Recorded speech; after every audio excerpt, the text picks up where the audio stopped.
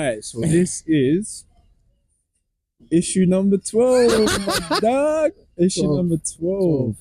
Just a quick intro then. Just quickly, this one's for the camera, innit? Are we doing full governments or not? Remember we had this debate? Yeah. No govies. Right, We'll get the first govie. Maybe. Right, Depends how you type it.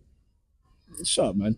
This is Dion, innit? My boy Dion from secondary through sixth form through Life. Yeah, man, literally. I've been looking forward to SU 12 with yourself. I consider you to be a very open-minded person, incredibly honest. I think I admire your outlook on life, and we'll get into that later. But you're just interesting. You're just very unique, you know what I'm saying? So it would have been, I think that's probably why I was looking forward to this one quite a lot. Not to say that I don't look forward to any of my other episodes, but I just kind of know what the levels. Yeah, I know what this. No shot, no shades. Yeah, I know what you bring to the table. So, without further ado, you know what I'm saying? So, how do you normally chop these off? Do you start how you want to do it? I normally always have like a question or just something in mind that I bring up, innit? So, I did have one that I was thinking about recently, and I guess this is just kind of a bit selfish because it's kind of what I've been going through. So, I wanted to get your thought on it and see what, don't know, just kind of see what your perspective is on it, innit? So, I feel like life currently is going through like phases, but it's always back and forth between two main things, isn't it? So one is being very present and just living the physical world, where it's like, right, cracking on with stuff and just doing what I need to do. And then the other one is like taking a step back and then just getting mad spiritual again, where it's like figuring shit out psychologically, like living in my brain a bit more and like being a bit more like quiet and reserved. And I think now I find myself a bit more like present in the physical world than I do in a psychological one. But I miss it though.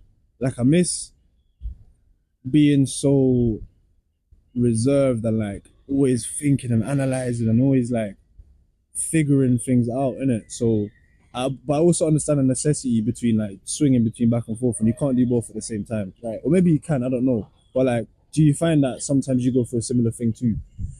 Of course. I feel like it's interesting, right? Because I feel like in the duality, everything can be true, right? It's like fundamentally only God matters, right? Only your walk with God matters, yeah? Fundamentally. Wait, when you say about, was it the duality? The duality, you can have both. So fundamentally, in the spiritual sense, it's only your walk with God, right? Yeah. It's only you living God's way, yeah? Yeah. But then you obviously have the real world and things like that. But it's like, I think you need both, because in growing closer to God, that's great, yeah? But then I remember in the Bible, it says something about like, yo, basically it's like, if you're lazy, you get nothing. Like you got, you know what I mean? So I feel like you can still put everything into this life now. Let's say you're like, yo, I want to push through with this. I got big dreams. And that's fine. And I think you can still go full into that, knowing that it's not going to matter in the end. Like both can be true. Like you can worship God, go ham, and then go ham in this life. Let's say God comes to earth, judgment day time, and you can be like, oh, it's cool. Like, because it's not going to matter. But you can still go like it's going to matter, but it doesn't matter. You know what I mean? But so what's your main issue? Is your issue like where you rank them, or is it the swing?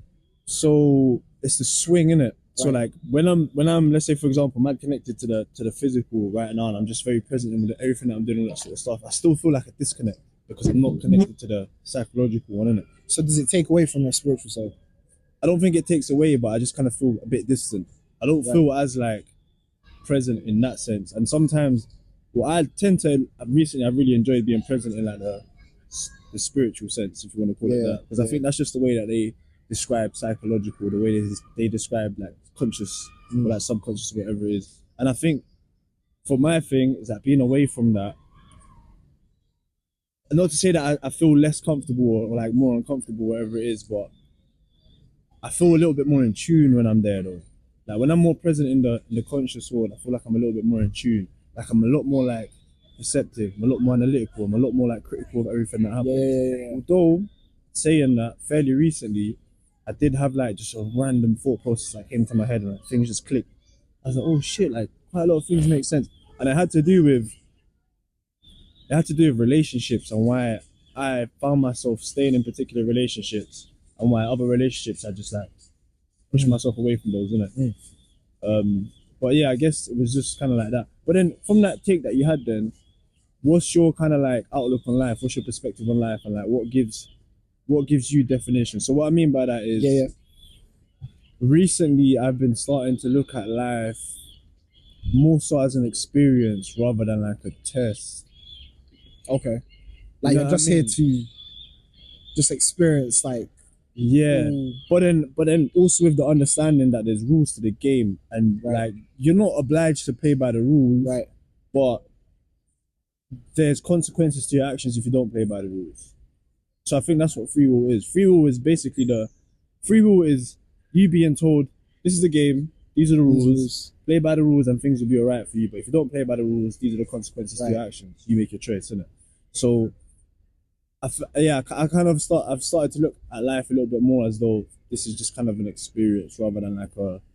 How would you separate consequences and the trials then? The same way you're saying it's not so much trials and tests, but there are consequences. How would you separate them two?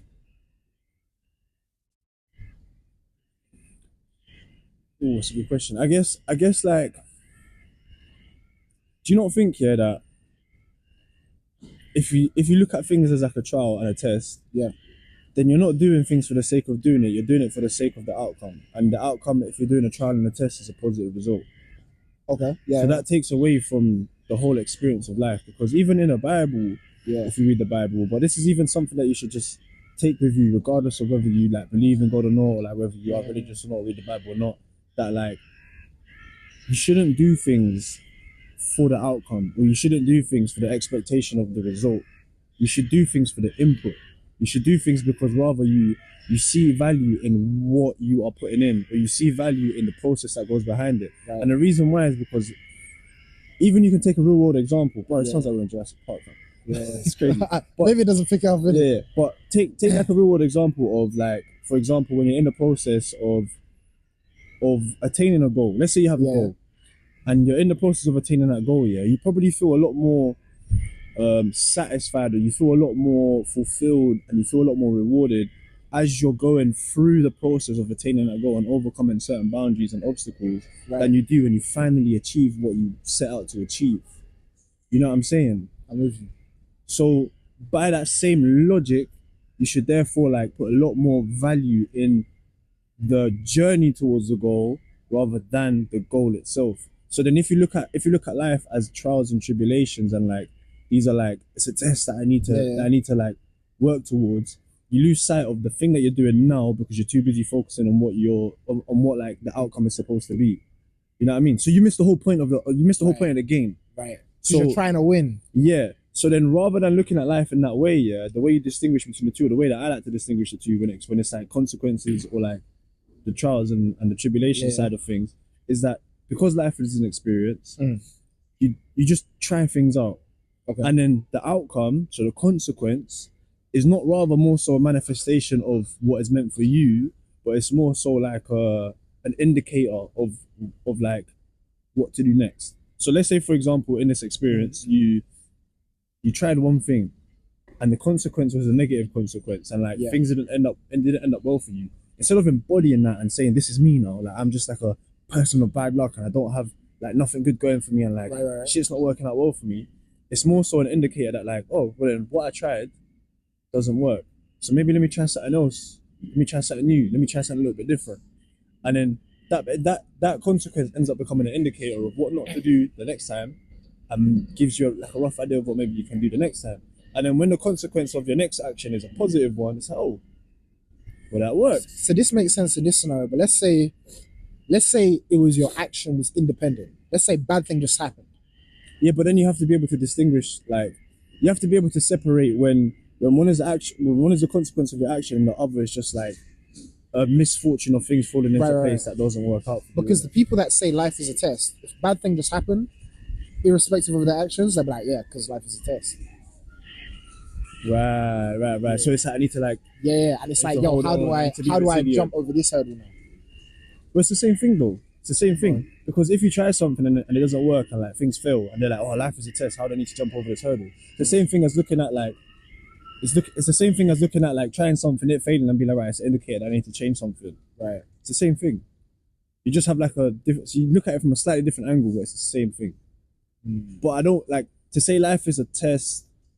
I'm not too sure, and I still haven't like cemented my idea of like. Yeah. No, but sometimes you got to talk out a non-finished idea. Yeah. So like, yeah. So that was my question too. Like, where do I sit? I don't know. I think life is a test is a bit incomplete. I think it's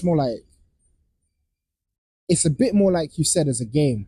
But I think like in that game, it's like you can level up if you choose to. Yeah. Like you can level up. Like playing the game is like level because it takes you to like new levels. Like I feel like no matter where you start in life, no matter what, it's like you get hit with it. Like you know, like decision trees and things. It's like you get hit with it. It's like you can level up from this. No matter what, every situation, you can level up. You can refine your character a bit more. You can take it a bit further. You can become this next person. You know what I mean? And I feel like, yeah, when you look at it like that, because that is what happens. You know what I mean? People talk about their life experiences and how it changed them, and especially you know people that really run with it and have a really refined outlook, and they're really like they're them guys. You know what I mean? I think when you look at it like that, the life is a test thing is a bit incomplete. There are tests in life, I think. Yeah, maybe you can put it that way. Life isn't a test, but there are tests in life. There are tests in life. But I think the whole point is it really is to refine you. You know what I mean? I think. Do you feel like most of that comes from like when you have to take moral decisions? 100%. Or when you're like when you're faced by moral decision. Yeah. Because you ever get them things in life, like a few of them moments, and you're like, this is that moment. You know what I mean? Like, where it's like, this is like, if your life was in a movie, this would be here. Like, you know what I mean? It's like, how am I gonna go? Like, which way am I cut it? You know what I mean? And but it's like once you make that decision, you've now changed. You're now, you know what I mean? Yeah, you kind of like you look back. You can look back at it and be like, you know what? This gave me like a little gem that I can take with me. And I feel like through a series of those, that's how you become. Do you feel like everybody has the same opportunity to level up to the same height, or do you feel like some people's capacities are capped? That's challenging. I think because when you think about people, if you think about everyone, I don't want to say normal people. If you think about normal, healthy people, that's one case. But now if you think about, well, what about the physically or mentally handicapped? Can they still achieve? Is it just relative to them? Is their struggles does it all shrink down and become relative to them? Like, can they still? But most people's struggles are relative to them. Like, regardless of whether you look at yourself as like, I'm just like a normal healthy person like everyone else, your struggles are still very relative to you. And you can still be like a very normal and I guess regular person how everybody else might be, but you might at some point in your life face things that somebody else might never have.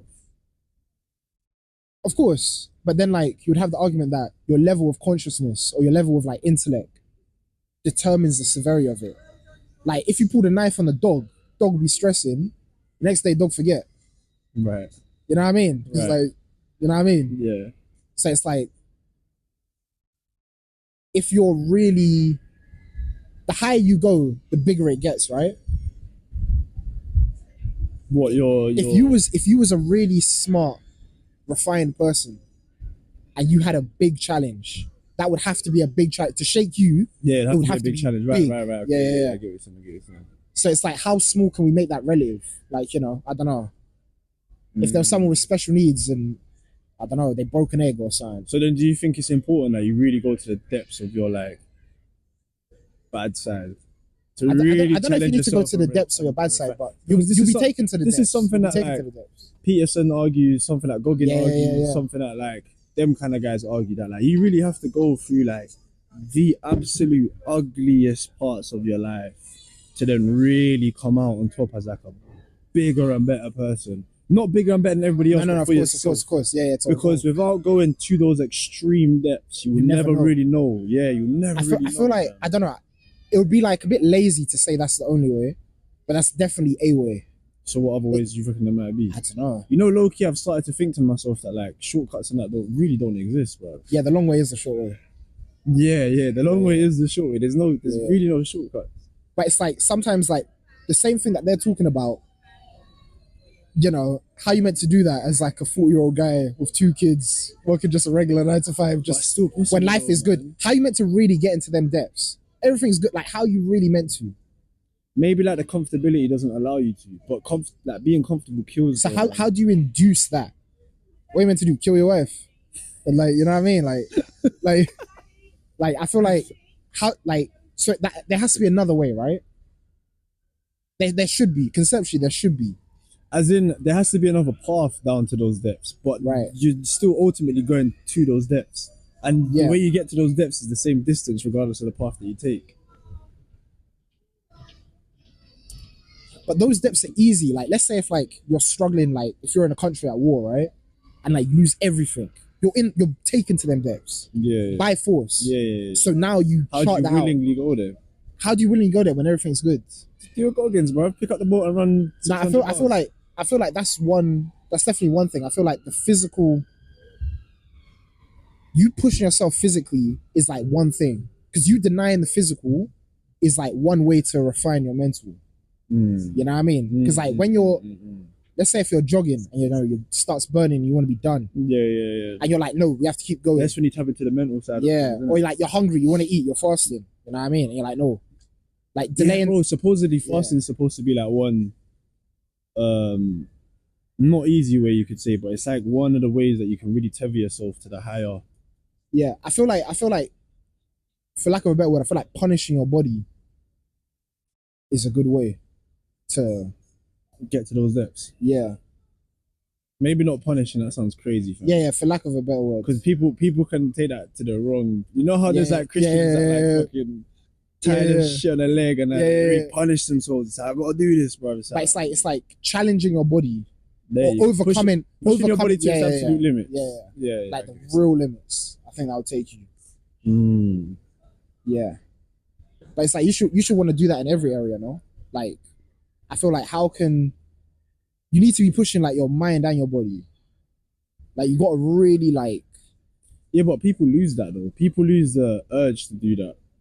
But that's again the argument of being too comfortable kills, isn't it? People lose the urge to like really push themselves to the absolute limits. Yeah. And it's quite sad though, because I feel like that's where a lot of advancement comes from. It's not even just like self development, but it's just more so just advancement in general as a whole, like as a community, as like whatever. I think that's where it comes from, pushing to the absolute limits, but also not allowing external factors influence the way you push limits. Because as an example, you could be pushing limits for the sake of greed and power, or like greed and money, or like regardless of what it is. And then unfortunately those limits that get pushed might not actually be benefit to anybody else. You know what I mean? And then that's when things really start to go downwards. But yeah, again, that's like another. No, it makes sense. And it doesn't have to just be like you getting smarter or getting stronger. I feel like emotionally, as well, there's a bar to push. In fact, I'll tell you something that happened just the other day, innit? Like, this guy who's literally pulled up next to me in his whip, right? Jumped out, and he was like, "Yo, I'm trying to get here." And I was like, "I'll check it on my thing. It's like 4 minutes away." And then he's like, "How do I drive there?" I was like, "Okay, come. Do you want to park here? Is it a good spot here?" And then I'll walk him in it. Yeah. So I'm walking him, whatever, and I take him to the place, and he's like, "Oh yeah, thanks, man." And he's like, "Where's my car?" And then we had to walk back because we had to walk back to the car. But anyway, the whole time I'm doing this, I was thinking, I was like, yo, is it my instinct to help this person? Or is it more accurate that I'm doing this nice thing because I want to be a nice person and this is what a nice person would do? So it's like you're starting this journey. It's like almost like not genuine.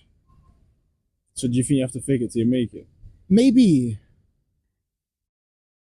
Well, I think that's only normal though. Do you not think? Go on. Because it's kind of like, bro, take jiu-jitsu for example. Yeah. When you first start jiu-jitsu, you don't do it because like you're already a genius at it. You really have to learn these things and like try your absolute best to implement it in like sparring, for example, until eventually it just becomes second nature and you're doing it without even thinking. But I feel like that's different because I feel like what remains is like you're trying to be better from day 1 to day 100. Like you're trying to be better. What, in jiu-jitsu? Yeah. Yeah, but then the same applies to life. You're always trying to be better in life.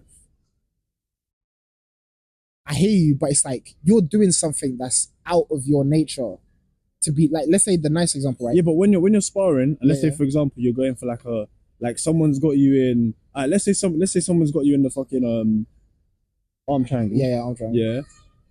It's not your nature to like roll over backwards to come out of it, or like to go for the phone, you know what I'm saying? It's not your nature to do that. So you're going against your nature because maybe in that certain position you might just want to like curl up in the ball or just like, I don't know, do something different. Nah, I hear you. You know what I'm saying? So you're doing things that go against your nature, and so eventually it's just like, right, as soon as I get put in that position, bang, instinct just tells me to start rolling over. Maybe it is a fake it till you make it thing. Because it was like I was saying with prayer, innit? Like when I just had that thing and I just started praying, and like my prayers were trash in the beginning, and all I was doing was praying, and it was like, yeah, I said this, innit? It's like it wasn't making sense, but I was just praying twice a day, and the prayers just got better. What does prayer look like to you though? Like when you pray, like how do you actually pray? Because you know what, I think this will be something good to. Interesting. You know what I mean? Because there's a lot of people that like when they pray, it's just always like, dear God, please, like I've got this exam, help me in my exam, man. Like, you know what I mean? I've studied as much as I can, but just help me in my exam. Safe, okay. And it's like they go into the exam expecting divine intervention, and then so you know what I mean? I say I always end my prayers with like, or whatever you will it to be, because like what you're praying for might not be for you.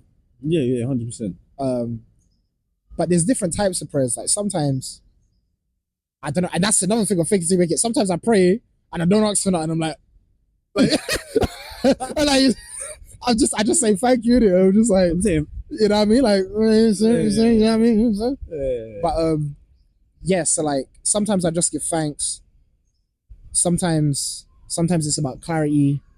Sometimes it's like for help around a situation, or like stuff like that, or recently I prayed for my enemies. This was quite difficult. Have you ever prayed for your enemies? Because it said that in the Bible, innit? I don't really like. Who are your enemies? Who you got? Like that's episode 2. but it's like coming for you. It's like when you really put aside those feelings, and it's like you genuinely like pray for someone's betterment that you don't like. It was really difficult. I noticed it was challenging for you. I think one of the best ways, maybe not one of the best ways, but like I don't have people like that hold vendettas against me, for example. I don't got like real life. You ain't got any on sites? Not really, bro. Like when I was younger, I used to, but I like kind of let go of that though. Yeah. You know what I mean? I just got to the point where it's like, why do I feel the need to hold on to a grudge for so long? Like, I don't. It's like dormant. It's like it's not there. But if I see bang, it's here. Yeah, but that's the whole point though. Like the whole point is that it still lives inside you. Even though it's dormant, it still lives inside you. Because as soon as you see that person, it's alive again. It's like, fuck, it's on site. I get you, bro. It's like a magnet. A magnet isn't on. It just is.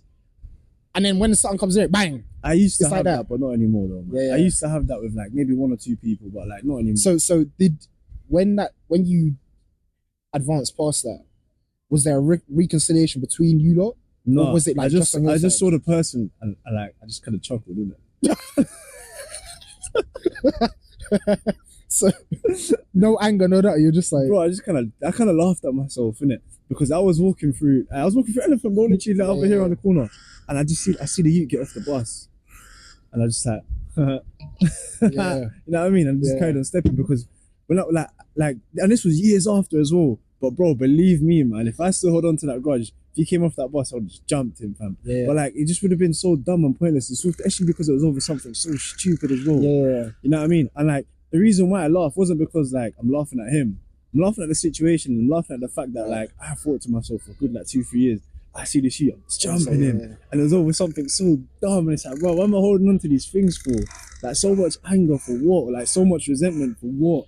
You know what I mean? And like really and truly, if I jump him, what am I jumping him for? Like because he hurt my pride.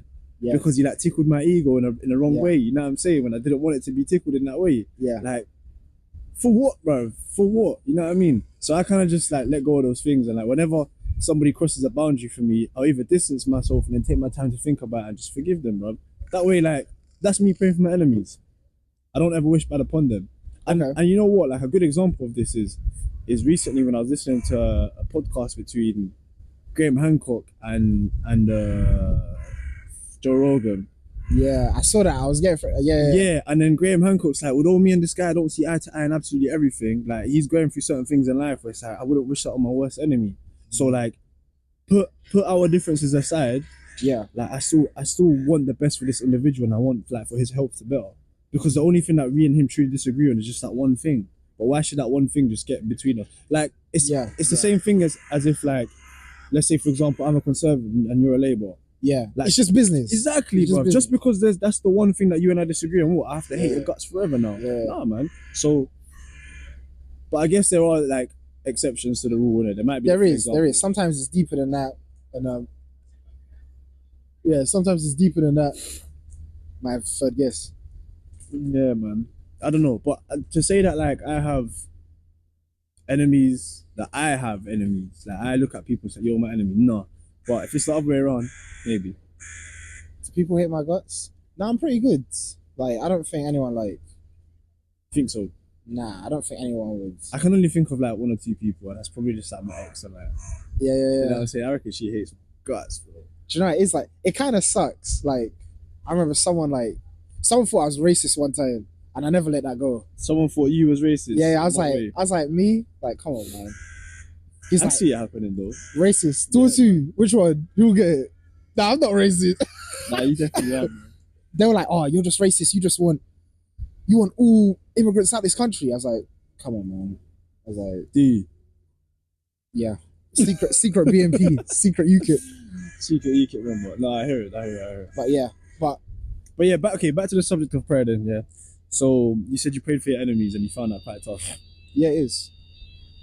Why? Because it's like, when you're praying, you're having like, well, for me, I can't speak for anyone else. When you're praying, you're having a really sincere talk with God. Like you're really like, you're putting it out there, you're like before God. Yeah, you're praying to God. And obviously in that, you don't want any malicious or negative anything like, and it's not even just anger, it's any negative thought, right? Like, I don't know, you wouldn't want to be horny and praying. Like I'll be wild. But like ideally at least me, you try to keep it like pure and direct, right? So now you're praying for someone that you don't like, and naturally then feelings like bubble back, right? Because like you're thinking about someone you don't like. So you have to keep. And now it's like, you don't want to taint the prayer. You're trying to set out to do what you're trying to do. Yeah, but then you're being a little dishonest though. So I don't think you should strive for perfection in terms of, I gotta pray, it has to be mad holy. But like if you're praying for your enemy and you feel like the emotions of anger bubbling up again, then like it's important that you don't suppress those emotions. Like you feel the emotions that you gotta feel. Because that's just what's honest and true to your nature, innit? Yeah. But I think it's just not reacting so heavily towards them though. Being able to control like the way you react towards your emotions. And let me clarify, like I don't think it's a problem to have bad emotions during a prayer. I don't think that's like a okay. Because like obviously, let's say if you was vexed and you was gonna go kill someone, and he was like, you praying, you're like, God, I'm angry, please, like, you know what I mean? I don't see like I don't think there's but it's like I would strive, just not letting it taint though, like I try to remember the job.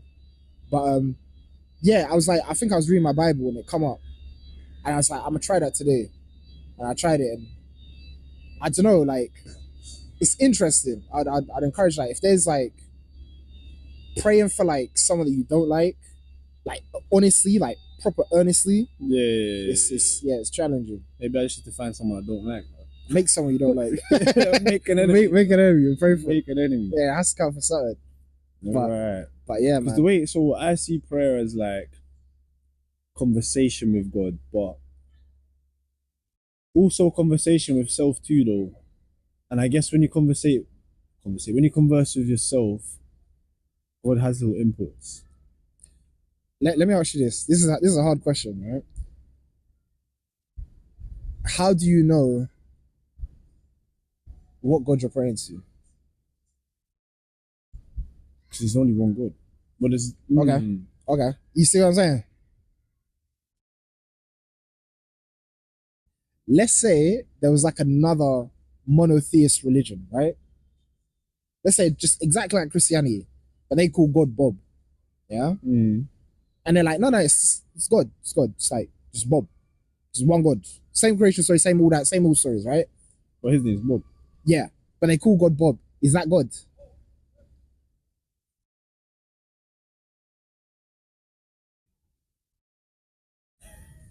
It's a hard one. It's tough. The way so here's my thought process that Go for literally it. just came into my head, yeah. If you're baking, Right?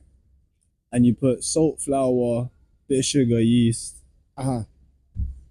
and you put it in the oven, Yeah. and it comes out. Man started with salt. So if you put salt. Go on. Go on. And it comes out sourdough bread. Yeah. Yeah. That's what you call it. Yeah. But then you go to another country and Yeah, they put the same 4 ingredients in, put it in the oven, take it out. This ain't sourdough bread. This is salt, sugar, yeast. Yeah. Sourdough bread. Yeah. It's the same thing.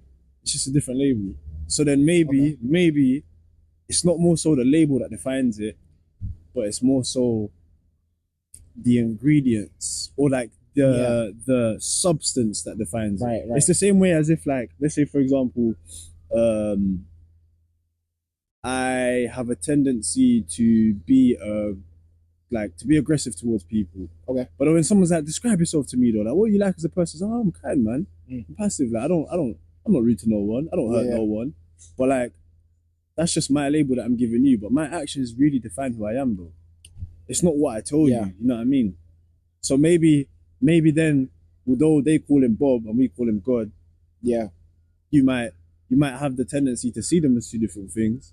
Like the action or like the substance defines it as the same. I hear you. Because I feel like you could play it safe. So let's say you open a prayer like, to the most high, all powerful, eternal God. It's only denotes one, right? Right. But it's like, you know, again, I don't know if all sins are equal or not, but God makes a very real demonstration of how he treats blasphemy and idol worship and other gods in the Bible. So when people start worshiping other gods or things like that, it takes his heart. Like it's like there's like a big deal, you know what I mean? But is that because he's jealous of other gods? No, is that maybe? I think I did say not jealousy. Is it because you know what? I heard someone say this recently on a video that like I don't know, but I think this is quite far fetched. So I don't really believe this, but it's interesting that they say this. And their argument was that there isn't only one God, and there's multiple gods. Okay. But the God from the Bible tells you that you should only worship him and not other gods. So by then, like, cause this kind of ties into what you're trying to say, where God punishes others for worshiping false idols and stuff, yeah? Does God punish you because you're worshiping the wrong God, or does God punish you because you're idolizing something that isn't God?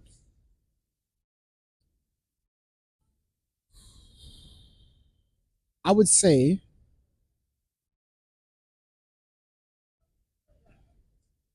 there is no, conceptually, God fills the God bracket. There's nothing else. And everything else is an abomination. Again, this is how we talked about it. It's like you can't truly understand God, and you can't even truly conceptualize God. You just get like a small string bit of what you can manage, right? So I feel like maybe it's just like a thing. It's like it's just that much of an abomination that we just can't understand. But it's like God fills the God spot. It's not close. Like, you know what I mean? Like, and it's just like, if you do that, that's it. Like, don't, like, it's not game. Like, so then why did civilizations like the Egyptians, the Mayans, and all that, like, why did they flourish so well even though they didn't worship that one God? Because they had multiple gods. This is an interesting one. Their civilizations were quite advanced. Like, for example, like, take the Egyptians, for example. Yeah. And they have so many different gods. Thoth, Ra, Osiris, this and that, the next, and blah, blah, blah, blah. So they had multiple gods that they worship. And again, if that's an abomination of, what is it called again? The abomination of desolation. Abomination of desolation. I ain't gonna know. Why did they flourish? Yeah, like why were they so fruitful? Do you believe you can flourish in this life by not accepting God and by going the other side. Right. Yeah. I think you can. I think You can. But you know what? Sometimes I do question myself that like you get so like you do get like good-hearted people, kind-hearted people who do not believe in God, but they also flourish. They're very fruitful, and I guess this kind of backs my theory, just like coincidentally, Yeah. of how I look at certain things from the Bible, where the Bible is like a rule book, guidebook. It's like a book that offers rules to play this game correctly, and also a book that offers explanations for certain things that happen. And like the necessity of them things happening, and like why they're necessary. Yeah, so they offer like explanations from certain things that need to occur. They offer like explanations for the consequences of their actions, for example, and all that sort of jazz. So I feel like there's a lot of people who, although they do not believe in God, might be kind-hearted and fruitful, and the reason why they are is just because, like, pure chance, they're doing the correct things, and they don't understand that they're doing the correct things, and they don't understand that like these actions bring about positive consequences or like positive like outcomes or whatever it is, but they just do it anyway. You know what I mean? And they just kind of found themselves like falling into that path, and it's like, shit, these things are working for me now. But likewise, again, I also think there's people who are not good. Well, I'm not one to judge, but there's people who their actions define them as not good people, right? But they still do some of the things that like bring about good, positive outcomes, and then that allows them to like flourish in certain ways. But again, a good tree cannot bear bad fruits, and a bad tree cannot bear good fruits. Yeah. So all the fruits that you're bearing, when it's like, I don't know, you're by definition a negative person, like making a lot of money, you're still giving money to the poor and that sort of stuff. Is that really a good thing? Are those good fruits that you're bearing? Maybe not, because maybe the money that you're making, for example, or the level of like, I don't know, security and wealth and like achievement that you're achieving might actually be bringing upon you a lot more negativity rather than positivity. And actually, to those that are around you, also like we bring a lot more negativity than positivity that you actually think, and that what like really meets the eye. You know what I mean? So I don't know. So I think there's a few things that you raised, right? I think first of all, I feel like how much you flourish and stuff in this life is of no marking to your walk with God. It's of no marking on how good of a person you are or anything. I don't think it's particularly relevant. Why? You got good people that are struggling, you got bad people that are thriving. I think there's no correlation. And you got good people that are doing good. But do you not think that's like do you not think that the reason why bad people are so like they're so successful in this life is because their sole focus is on the physical, the materialistic, the superficial? Maybe, but there's bad people struggling as well. What I'm saying is it doesn't correlate. Like there's a lot of bad people doing well, and there's some bad people not doing that well. Yeah. But I don't think it correlates. And then the other thing that you brought up was like good people who like don't believe in God or whatever, but they be doing good things and things like that. I feel like this is something that a lot of people struggle with. Because as a Christian, it says, look, there's no way to God through me. Like you have to accept Jesus. That's what it says. It's like you gotta accept Jesus. So it's like I feel like people really struggle with this because there'll be people that they know that are good people who don't believe in God, and they're like, oh, they go in hell because they don't believe in God. Like I feel like this is something that people really struggle with. But then is that not like a projection of themselves? Potentially, there's a lot of lukewarm Christians. You know what I mean? Oh yeah. What did you say the other day? We need to be more aggressive. No, because it's like, because bro, it be saying that. It's like you just need to be more aggressive. Like it's just it's like nah. It's like this is serious. Yeah, I get what you're saying. You know what I mean? Like, and the same time how you saying, oh, can bad people do good things, even if it was bad, something like that, right? Again, in you, if you're doing this for a good reason, if you're actually trying to help, if you're donating to charity to tax evade, is completely different. You know what I mean? Like and I feel like this is what we're talking about. Is like, we're talking about the general thing of like, yo, is the entry to heaven relative, or is it like subjective, or is it objective, or is it based on you and the morals that you cross? And is this what it means by rejecting the Holy Spirit? Because you're saying rejecting the Holy Spirit and you is crossing your own morals.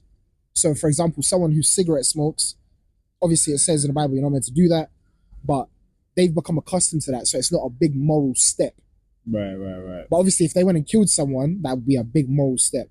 And for those people that don't smoke, if you start smoke, you would know that it's bad. You're making a bigger step than someone who's already smoking cigarettes. Right. So I feel like deep down you know what you're doing it for, and if it's a genuine, if you're really trying to help someone or not. Moral decisions, isn't it? Finding moments of your life. Yeah. Do you think? So is that something that you like heavily believe in yourself? Like, is that something that I'm not sure. It's an interesting thought. I feel like at the end of the day, at this stage in my life, or at this stage in my spiritual journey, I'm not really concerned with things that have no practical relevance. What do you mean by that? So I remember like my family was speaking about hell, right? Mm. And like, is it real? What's it like? Yada yada yada. But there's not really a huge practical relevance. God tells you this in the Bible, though. God tells you that like you shouldn't really care too much about like the details of heaven and hell whilst you're on earth, because God is God of the living, not God of the dead. Right. So like, what use is it for you to discover the intricacies of like heaven and hell? And also, I'll be honest with you, I still don't know like whether heaven and hell are places you go to after death. Yeah, but at the end of the day, you're still gonna do you, right? Yeah. And whatever the good side looks like, that's where you're trying to be, innit? Yeah. So practically, it doesn't really matter. I guess so. It's like you could take the maddest parlay, the maddest gamble. Like you could make hell twice as worse. I don't care. Because you don't care, right? You shouldn't care. Yeah. If you're about it, you can say make hell 10 times worse. Yeah. But it shouldn't matter, right? It shouldn't matter because yeah. Because you're not worried. Exactly, right? You're too you're too busy trying to be on the other side of the exactly. Coin. Right, okay. Yeah. And really, like, again, practically, yeah, there's just a lot of, I don't know, like, I feel like spiritually there was like a lot of faff coming from a lot of different sources. You know what I mean? So you got like your friend's family, your church that you might go to or whatever. I feel like there's just a lot of faff that I was dealing with, a lot of noise. And personally, I didn't really feel the practical element. It's not like I've been told this and now I read my Bible differently, or now I pray differently, or now I do this. It just wasn't, it was just more like, I don't know, just creative thinking, wishful thinking. Like I didn't really see, and yeah, like they'll back it up with scriptures or whatever. But in terms of the practical application, I don't know, man. Things like that tend to like bug me out a little bit because you're only picking and choosing what really does like help back your argument. I do the same thing sometimes too, but you know what I'm saying? But like, I try not to do that. But like, I feel like whenever I've been in, I don't know, churches or just like heard like religious people like evangelize or just like speak out about these things, like they're always trying to push a particular agenda, and I'm not really, I don't know how much I like that. Do you know what I mean? Yeah. Because then it doesn't open room for discussion, and it doesn't open room for like advancement and interpretation. So that's why I was going to ask you this as well. Like, how important do you think it is then that like you just take the burden on your own shoulder? Maybe let's not call it a burden, but take like how important is it then that you take the cross upon your own shoulders and walk? You know what I mean? Rather than like just watch somebody else take the cross. So I feel like it's interesting. It's really interesting because it's like practically not everyone can lead like a study, right? Like not like if you had 10 Christians, not everyone can lead, right? Okay. Or not everyone will feel confident at any specific time to lead, right? Yeah. So I feel like there's certain people that it calls for, but at the same time, you need to be able to dig out your journey yourself and really like go through it and really like spiritually analyze and think for yourself on what you really believe.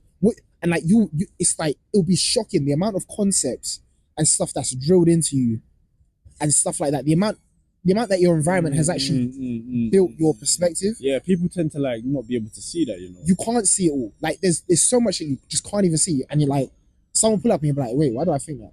But where did that come from? You don't even know, like, you know, because it's baked so deep into you. So I feel like you have to do that. But at the same time, I do feel like the Bible definition of church, like where there's several Christians, are important. So I feel like that community is important. But the thing is, that community is like, naturally, it's not going to be perfect. But then this is the fake it till you make it part, right? So it's going to be rocky, but it's like, sometimes it's more important that we're here as a group. I think doing this regular. It's tough, man. It's tough. Look, I think it's important that when you find or try to come together as like multiple people to discuss these things, and you want to call it a church, fine. I think it's important that like you understand that there's no real leader amongst you lot, right? And it's also, and that you have to be very open-minded to everyone's interpretation. Okay. And not point the finger and say your one is wrong, mine is right. Because what tends to happen is then you get organizations like the Catholic Church, and like maybe other churches where you might go to the pastor or to the priest or to whoever with a particular understanding, and they're like, no, you're wrong. Yeah. This is how it's supposed to be, but then to you, it's like, that don't make sense. Though. But you're forced to now like adopt that belief, even though you don't agree with it and you don't see eye to eye with it, and then it messes up your whole journey, your whole spiritual journey, messes up your own alignment. Yeah, you know what I'm saying. And then, so then that's why I think it's incredibly important then when you do find Christians that you're trying to come together with and discuss these things, that you're either all along a similar path and have a similar understanding so that you can all build upon each other's things without conflict, right. Or B, everyone in that group is incredibly open-minded to everybody's individual interpretation of things, and they're not judgmental, and they don't turn around and tell you that you're wrong and I'm right and this is how you have to believe it. Because then that's how, again, you get like hierarchical structures, or that's how you get like misunderstandings, that's how you get conflicts, and that's how people end up compromising their own character for the sake of adopting a new one that isn't them, bro. And then when you do that, you're walking down the path which is like wide and easy, which leads to destruction, because now you're not being honest to yourself about the things that you believe in. Because the path I've always said this one, I hands down believe this, the path that is narrow and thin and difficult to walk down, that leads you to the gates of heaven, is only meant for you. That's why it's narrow, and that's why it's so difficult to walk down. And it's difficult to walk down because, bro, how many times has your intuition told you to do one thing and everybody around you telling you to do another? So to really follow yourself in that moment is incredibly tough, because that's one voice against like many. And then when you decide to fold on yourself and listen to everybody else, and you walk down the path that everybody told you to walk down, and stuff doesn't go your way, so I knew I should listen to myself. So that path led you to destruction, fam. Whereas if you had followed yourself and like reap the rewards of it, you'd be at the gates of heaven. Because heaven is like for me, heaven and hell are states of being. That's why they're so heavily spoken about in the Bible. Explain that. So I had this conversation with my sister. She called me a lunatic. Is what it is. Did she call you a lunatic in Spanish? No. She was like, what? She's like, how can you see it like that? You're so misled, or you're so mistaken, you're so this and that and that. She's like, heaven and hell is where you go after you die. But I'm like, bro, heaven and hell are states of being whilst you're still alive. So go on, explain that. Is there only heaven and hell, or are there other states? Supposedly purgatory too, which is at the waiting room. What state are we in now? Or is that subjective? Okay, I'm gonna let you know. I'm gonna let you know. So like, for me personally, again, like, this is just how I see it. Many other people might see it too this way. Many people might not. They might be, this guy's a fucking lunatic, bro. But like, heaven and hell are states of being. And the reason why I say this is because, one, God tells you not to worry about what happens after you die. Okay. But what what's heavily spoken about is being in the grace of heaven, or like doing this and you will attain the kingdom of my Father. You know what I mean? Doing this and like you'll be in heaven with my Father, whatever it is. But when he says do these things, they're normally things for you to do now. Okay, yeah. You know what I mean? And then doing them now, you attain the kingdom of heaven. But he says, however though, if you do the opposite things and you do this and that the next year, then when the day of judgment comes, like you'll just be plucked out and you'll be sent to the eternal fire and you'll burn. But like, for me to think that like the day of judgment is something that happens when you die or after you die, and like these are things that only occur after you die, I don't think they're correct. I think the day of judgment could be a day when like moral decision comes your way and you have to now pick a choice. You know what I'm saying? So you pick the wrong thing, but then the consequences are going to be negative, and you're going to burn in hell for a while, bro, because you're going to suffer the consequences of what you've done. You know what I'm saying? Okay. But then, in that day of judgment, when you're compelled to make a moral decision, and like you choose the correct one, then you come out of that feeling a lot better, and you come out of that feeling a lot more sure of yourself, and you come out of that feeling a lot more aligned now with like who you are and the things that you're doing, and that's a state of grace. So that's you being in the presence of the Father in His kingdom. You know what I'm saying? So for me, heaven and hell are like states of being. You do the correct things, and you really like take it upon yourself to like do what Jesus tells you like you should be doing, and you do them correctly, and you do them from like a point of compassion rather than sacrifice, right? Then like you yourself will start feeling a lot more aligned, and you yourself will start feeling a lot more sure and better about yourself. Yeah. And like things will just like miraculously start falling into place, and it's like, yo, like I feel incredibly blessed right now. Obviously it's not always the case, but 9 out of 10 times. And that's you being in a state of grace. That's you being in the presence of the Lord, and that's you like being in like what they call like the kingdom. You know what I mean? That's you being in heaven. But then you do the opposite though. You like become a sour person. You like blaspheme against God. You just like, I don't know, do everything negative. Like do like harm willingly, consciously knowing that you're doing harm. And like you like, I don't know, just like do the complete opposite basically. 9 out of 10 times, your outlook on the world is, bruv, the world has nothing good for me. Anything I do is always like never works out. God has it out against me. Like, bun everybody else. I hate everyone. Like, why do I need to be around people? Like, everyone's just a piece of poo. You know what I mean? Like, all these sort of things. And you're incredibly negative. And chances are, every time you step out, something bad happens to you, bro. Right. Chances are, every time you step out, like people just look at you. This guy, I don't want to be around him, bro. He's a pain in the ass, fam. No one likes being around this guy, or whatever. Okay. And like all these things like are coming your way that are negative. So essentially, like, what state are you in there? You're in hell, bro. So I'm a challenge that.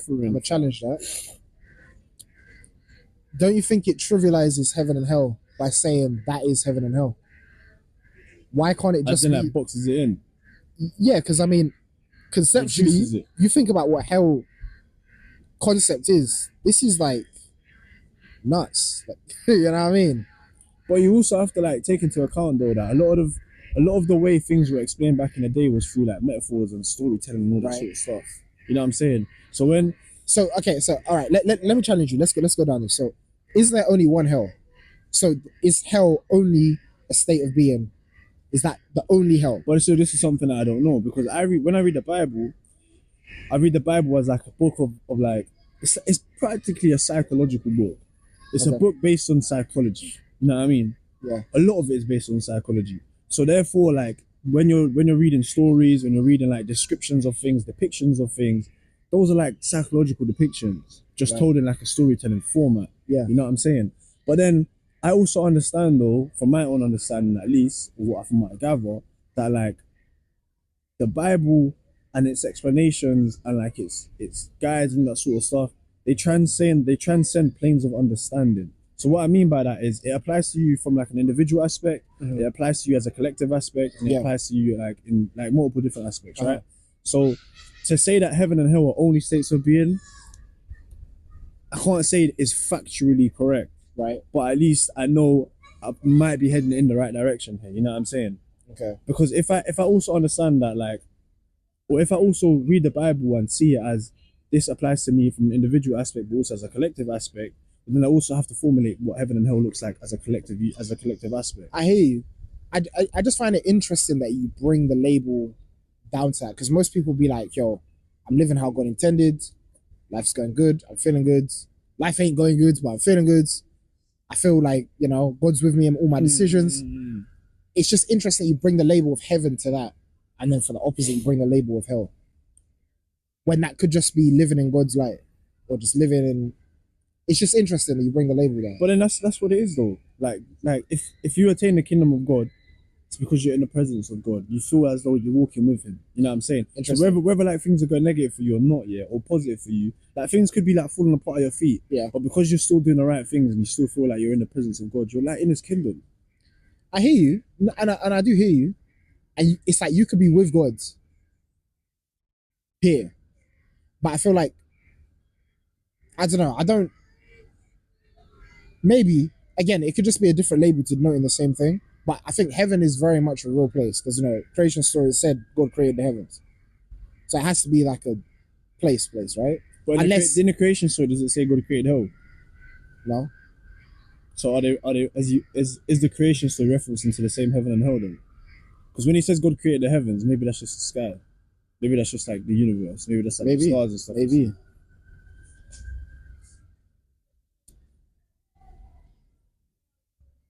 Maybe.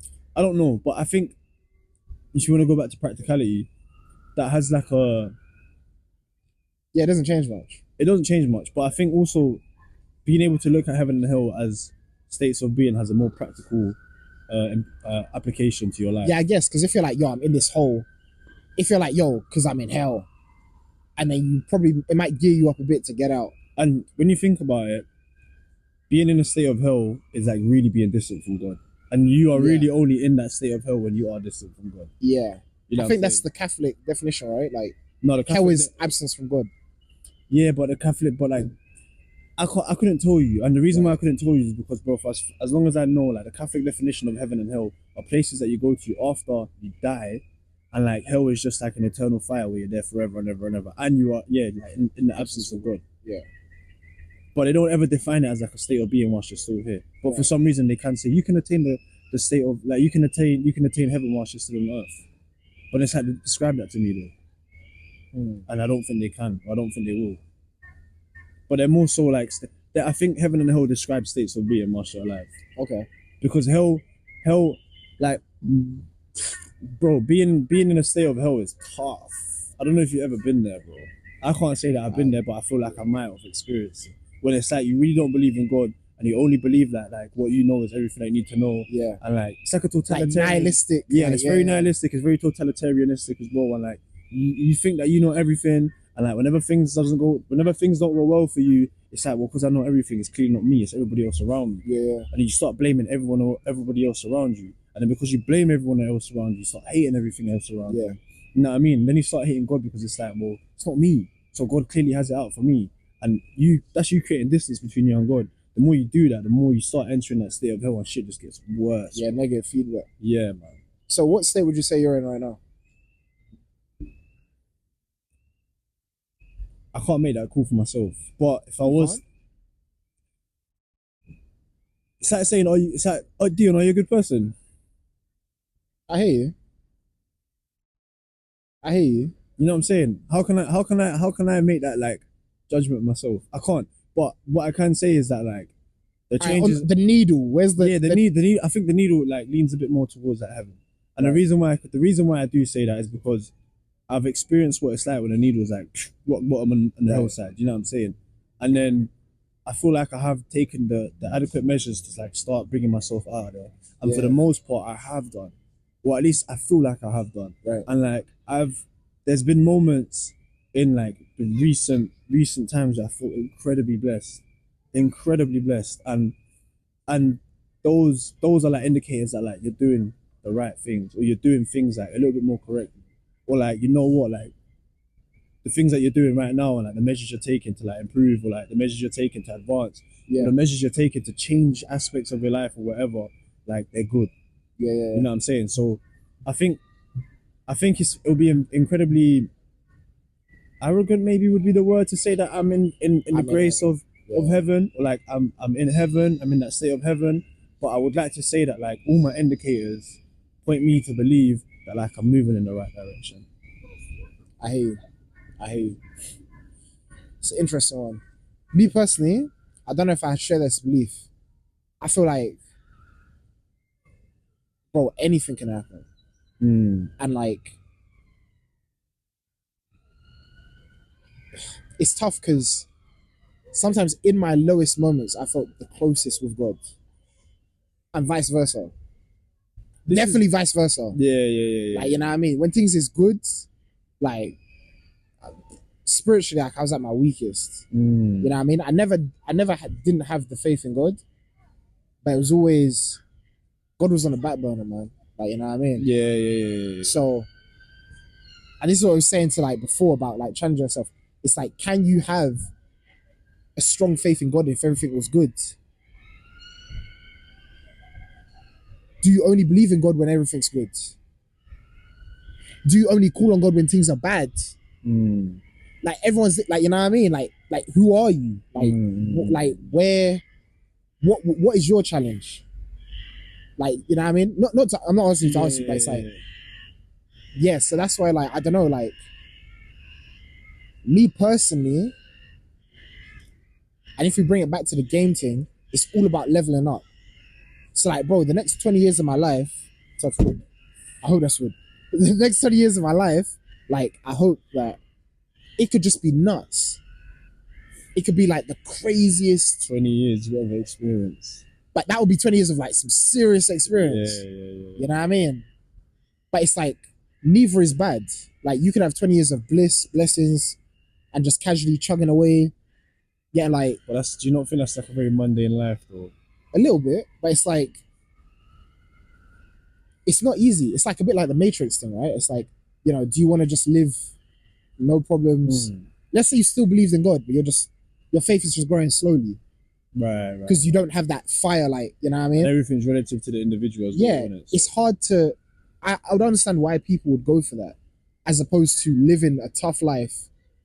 But if you come out, you come out. Yeah, top. Different gravy. Different gravy. Yeah. No, I hear it still. I think there was something that you said that like. I thought to myself, yeah. There's something here, but I forgot what it was now. But I think on that subject though. On that subject of like you wanting to experience like crazy stuff for the next 20 years of your life, so you can really like, I guess, get to understand yourself to the maximum capacity, so you can come out like a grandiose person in that way. Yeah. Do you ever feel, therefore, a disconnect towards life, or like the physical life, because you understand that like these are just experiences you need to live through, and they're not really like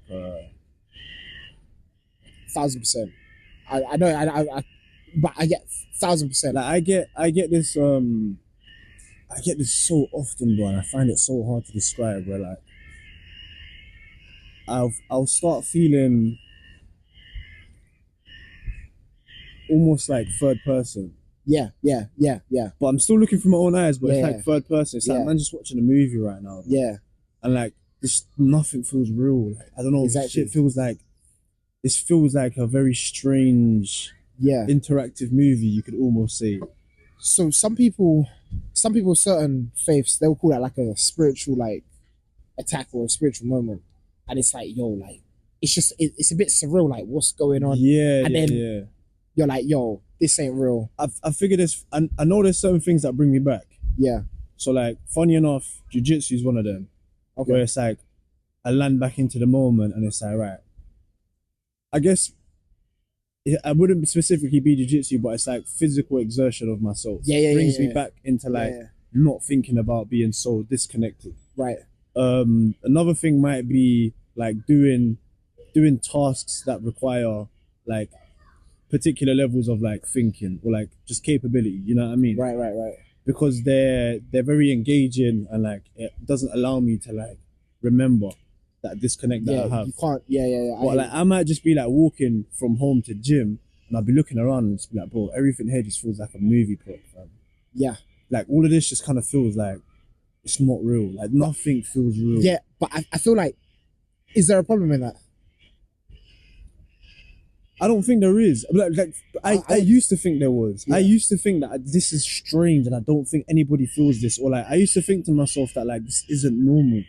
But like the more that now I take the route of life as an experience. Yeah. It makes a little bit more sense to me. Yeah. But what I want to be able to like do in a way is understand how that particular moment can be to a benefit. How can I channel what I'm feeling in this particular moment to like allow me to level up a little bit more? Like you say, it's all about leveling up. So then how can I use that feeling of like disconnect from like reality to like bring myself or like elevate my understanding of certain things? You know to get XP.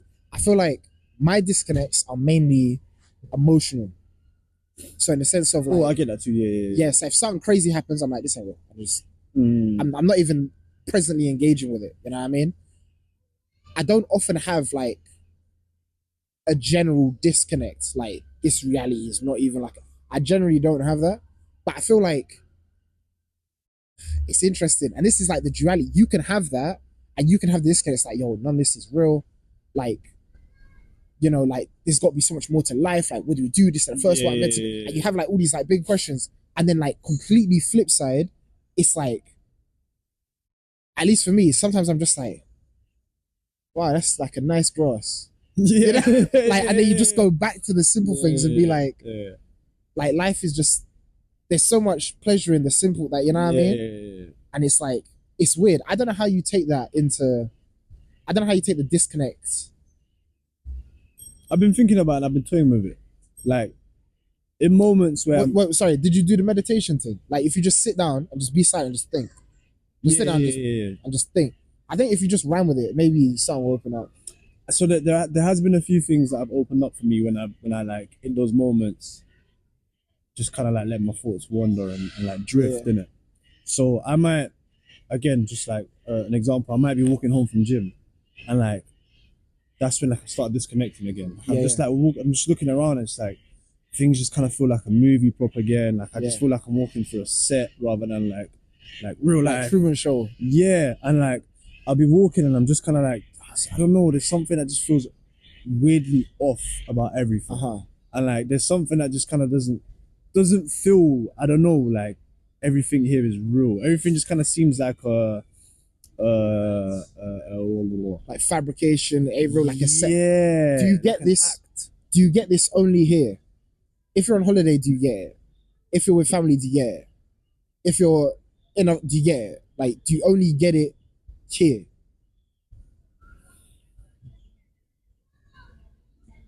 I notice it a lot more here. Because it could just be like scenery. The scenery, but then also it's like, yo, the rat race, like, yo, like I'm really. Yeah, that's another big thing that like makes me disconnect. Because where I used to think that it was necessary to like work all the time and get as much money and all that sort of stuff, like there were moments where even though I felt a disconnect, I wouldn't think about the disconnect. Yeah. But now that like I don't agree with the rat race, now that like I'm trying to find a life outside of that, I'm figuring out ways of like living ways. You don't have to do what everyone tells you to do. Yeah. Like when I feel the disconnect, I feel the disconnect. And I'm in the disconnect. You know what I'm saying? I'm just there like trying to soak it all in. Yeah. But then when I let my thoughts run in those moments, there's two things that I've really been thinking about in those moments. One is when I feel that disconnect, it reminds me that life is an experience rather than a test. Okay. And then when I feel that, I think to myself, I really just want to play with reality. So like, this might sound stupid. No. If we take it to the extreme, go for it. It's kind of just like, when I feel so disconnected in that way, it's like, what if I just go up to someone random and do something so random and just see how they react for the sake of just flipping doing it? Because it's like an experience. Yeah. I've been thinking that, but I don't think we're thinking about doing this. What are you thinking about doing to someone? It could like anything. It could be something stupid. It could be something like funny. It could be something like ridiculous or like anything. Okay, anything. You don't listen. Like, but here's here's something weird though, right? Yeah. Is I would have those same thoughts, but like this would have been prior. So when I was still in my relationship, when like I was still in a rat race. Yeah. And like I was very much going through it, and I had this like I was like smoking bud every day, and like I was very disconnected from God, and I was like in a different state of being. Yeah. And the thoughts that I would have then would be like very nihilistic thoughts and scary thoughts. It would be like walking and I'd feel the disconnect, and I'd be like, nothing matters. Like I could just cross the road and bang this guy in the face and kill him, and just keep walking. Nothing. Yeah, life goes on. Yeah, life goes on. And so what? Well, the world goes on. Like, yeah, and it's like if the police come try to find me and arrest me, I'm not gonna allow myself to be arrested. I'm leaving. Like you try to put me in prison, I'm not gonna listen to you. I used to have things like this. Thoughts like this. It's like, why do people just feel so compelled to listen to what they're told? Yeah. And then, but now that like I'm kind of out of that side and like the different side and the flip coin, or like the other side of the coin, sorry. Yeah. And my needle points the other way, like we discussed. My thoughts ain't more so like that, but my thoughts are more so like, let me just poke this aspect of reality here and see what happens. Or like, let's say for example, I see a dude just walking and just like, let me just go up to him and just say something ridiculous and just see what he says. You know what I'm saying? Just like poke at like reality and have fun with it rather.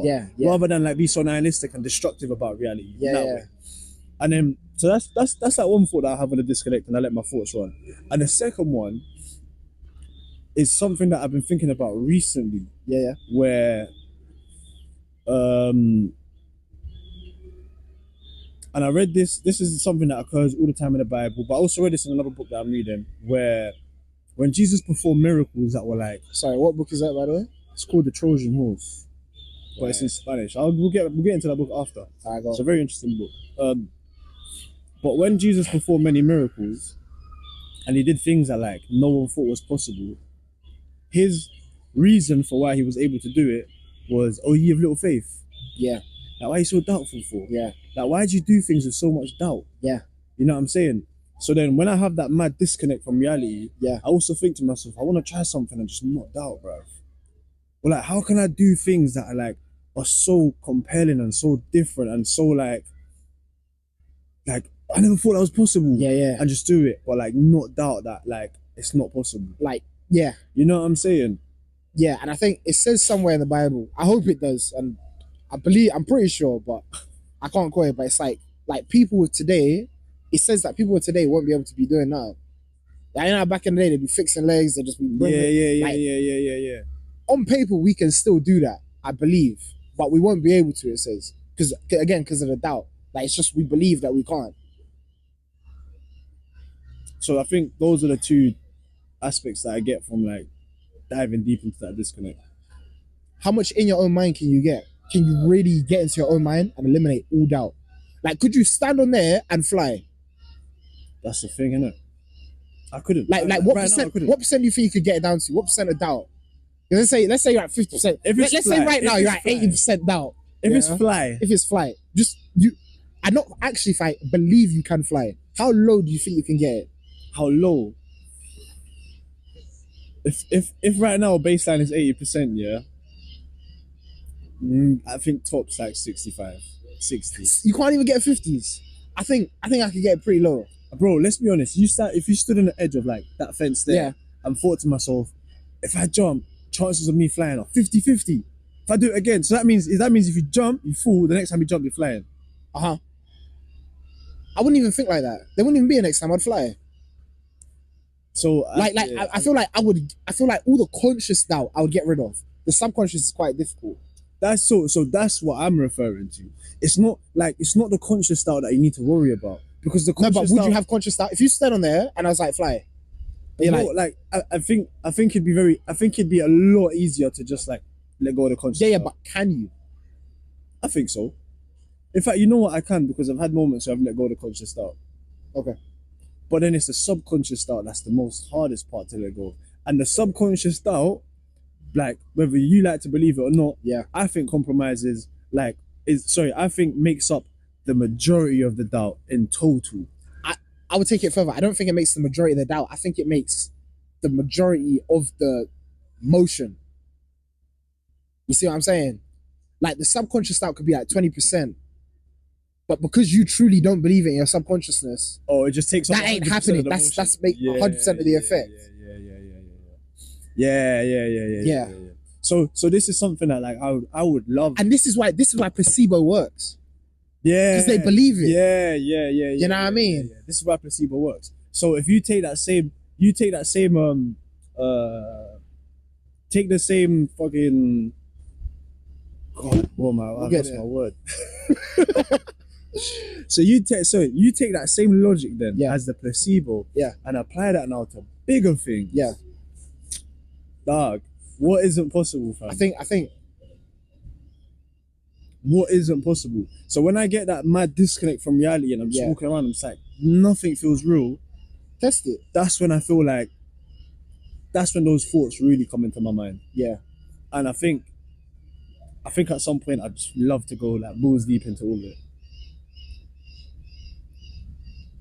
Maybe I shouldn't indict myself about what I've been thinking about doing to random people, but what is it? I remember. Give me an example. I don't even know. I'll start and I might stop. I remember I was walking behind this old man. Oh man, he was walking, didn't it? I was walking behind him, I was like, guy has no idea. This guy has no clue. I'm about to rip one on it. But yeah, obviously not jump no man, but yeah, but I know what you're saying though, man. I know what you're saying. yeah, I could like, but it's like, yeah, it's like, you know, like the butterfly effect, like you can really do like, you know what I mean? Like, I don't know.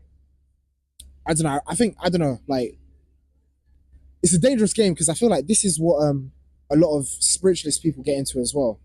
They're like, you know, when they're like, we are the gods and da da da da. But that's where it all kind of crumbles down though, isn't it? I hear you. But it's like how, I don't know. You have to always remember to give thanks to God. Exactly. So you always have to remember that you ain't God, bro. God gave you this, you know what I'm saying? Like, what was it? Was it Moses? And he was leading people for ages.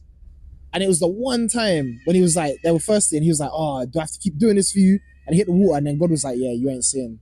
The next thing, the minute. Yeah. One time. Yeah. That's crazy. It. That's it. So yeah, I think that's an important reminder that you always have to remember, no matter how much like God might give you in terms of like power, strength, like authority or whatever it is, like whatever, you ain't God, bro. Well, the first bit that you said is more important. It's like God gave you. Yeah, God gave you. Yeah, exactly. God gave God. And the reason why you ain't God is because God gave you. You know what I'm saying? So that's why the Bible always says that don't forget to give thanks. So like don't forget like who gave you. You know what I'm saying? Yeah. So yeah. And it's like, 100. bro, it's like it's everything. Like everything you can do is through God. You know what then? Just like speaking about that. What do you think about Ye now? Kanye? I know this has gone like completely sideways, but the reason why I asked this is because Kanye is a big advocate for we are gods. I am God. He's like, I am God. I know that was the previous thing. Is he on that still? I know that was the previous like thing that he was on in the Yeezus days. But I think even recently he's been coming out and saying stuff like that. I don't know. I don't share that sentiment. I feel like, and obviously like people say like, oh, he's like mentally sick. I don't know. Maybe we'll never know the truth, but I don't share that sentiment, and I'm not influenced by it at all. I feel like not influenced, but like, does that now change your view on you? Not really. I feel like, again, everyone has their own spiritual journey. You know what I mean? Like, you really can't look at any chapter of any, because bro, imagine if someone came to you just like you said, like when you was on the other side of the coin. Imagine if someone came to you then and be like, yo, what is going on? Because they're looking at like the midpoint. You feel what I'm saying? Yeah. Like I really can't, and because that was the thing that I come to terms with like early when I started picking back up my spiritual journey. Like, you really can't judge anyone. You can't, like, you actually can't. Like, because I remember at the end of that was like, it's like you can't judge anyone because God will hold you to them same standards and you will fail. Yeah. Facts. And like, I remember when I read that, I just stopped. You know, you have to just like, you know, like it was a mean verse. Yeah. But it's like, I don't know, when I think about my life and all the times I've changed my standards, everything that I said, like, that was like, yeah, I would never do this, or I'm going to do this, and then it didn't happen, or it did happen. Like, how can you impose a standard now, knowing that you failed so many of yours before? Knowing that you're capable of anything, good or bad.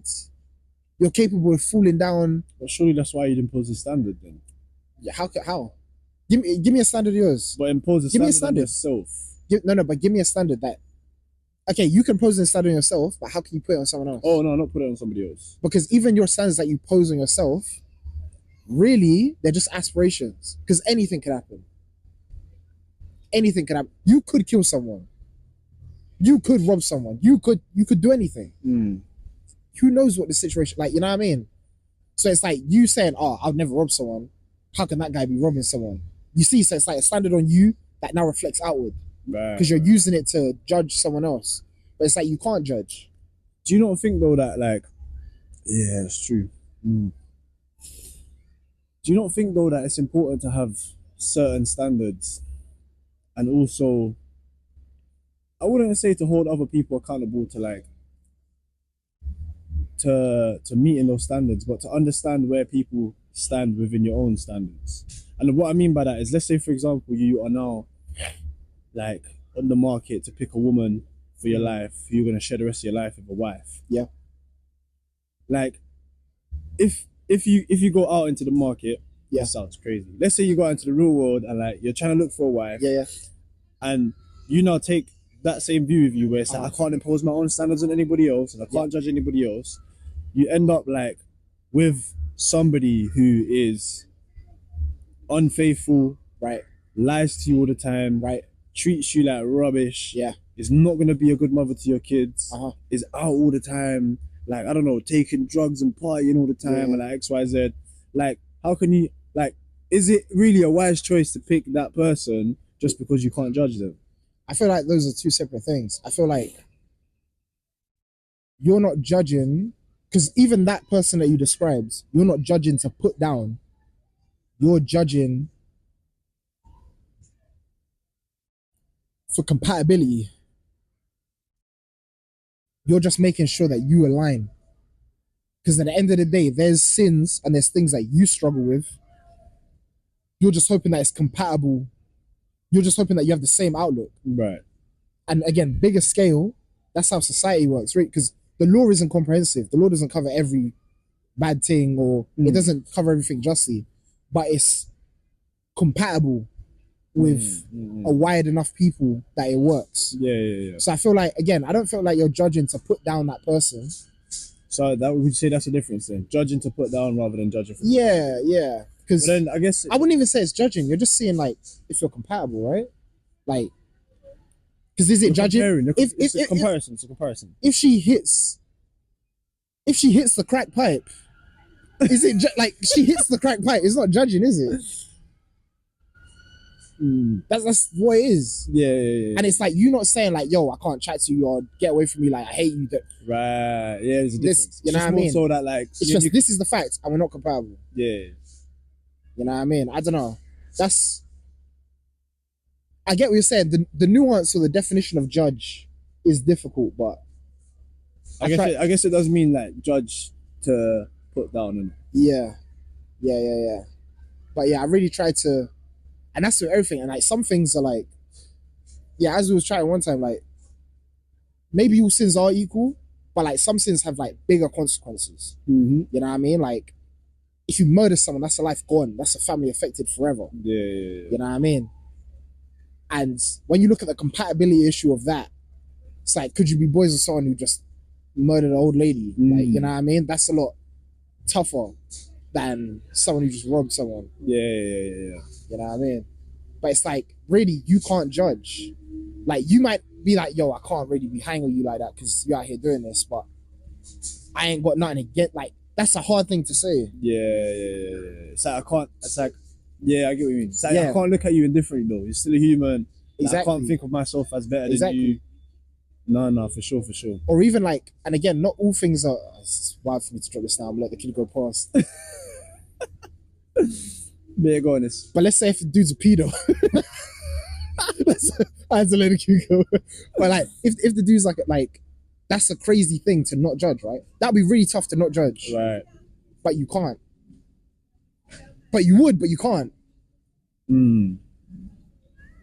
Yeah. Because conceptually, if we live forever, or if there was like infinite realities or whatever, one of them you would be. If you lived forever, do you reckon you would go down that route?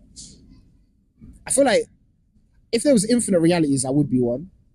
If I live forever, do you know how long forever is though? Technically time doesn't matter then. I feel like if you live forever, you would have to do everything. You'd probably do everything. Do you know how long forever is, man? Like trillions of years. Let's say society still survived or whatever. There were still other people. What, if you still had the same relative concept of time, but you just lived forever? You live forever. I feel like you would be capable of most things, right? Do you believe in reincarnation? No. Do you?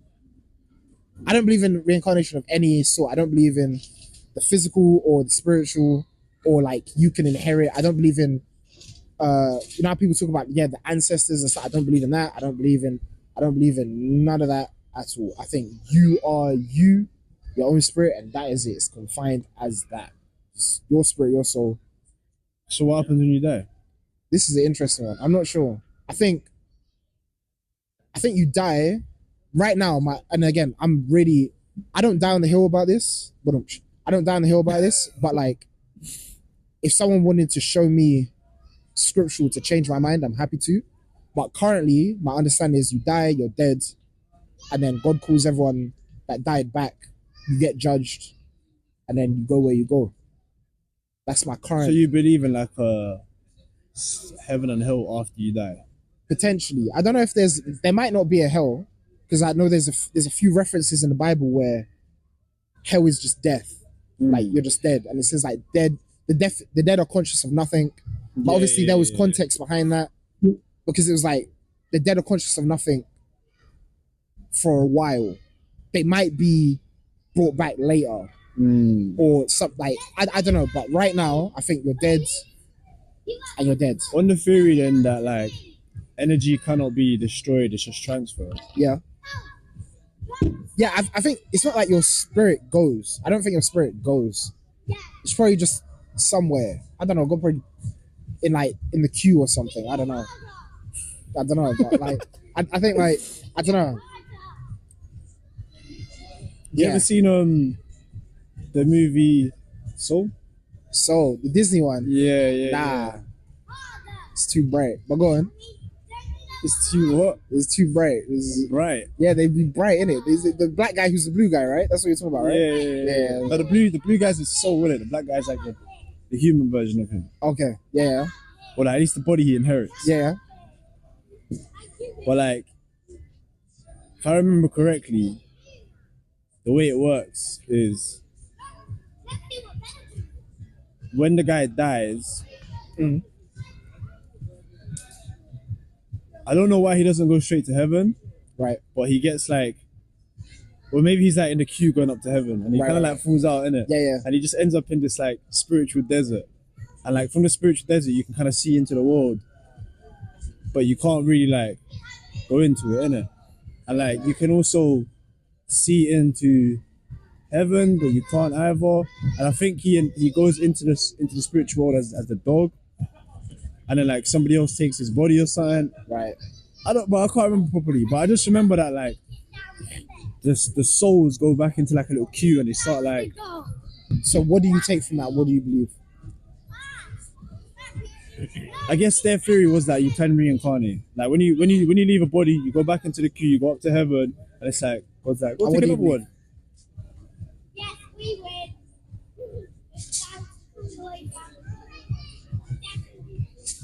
It's a good question.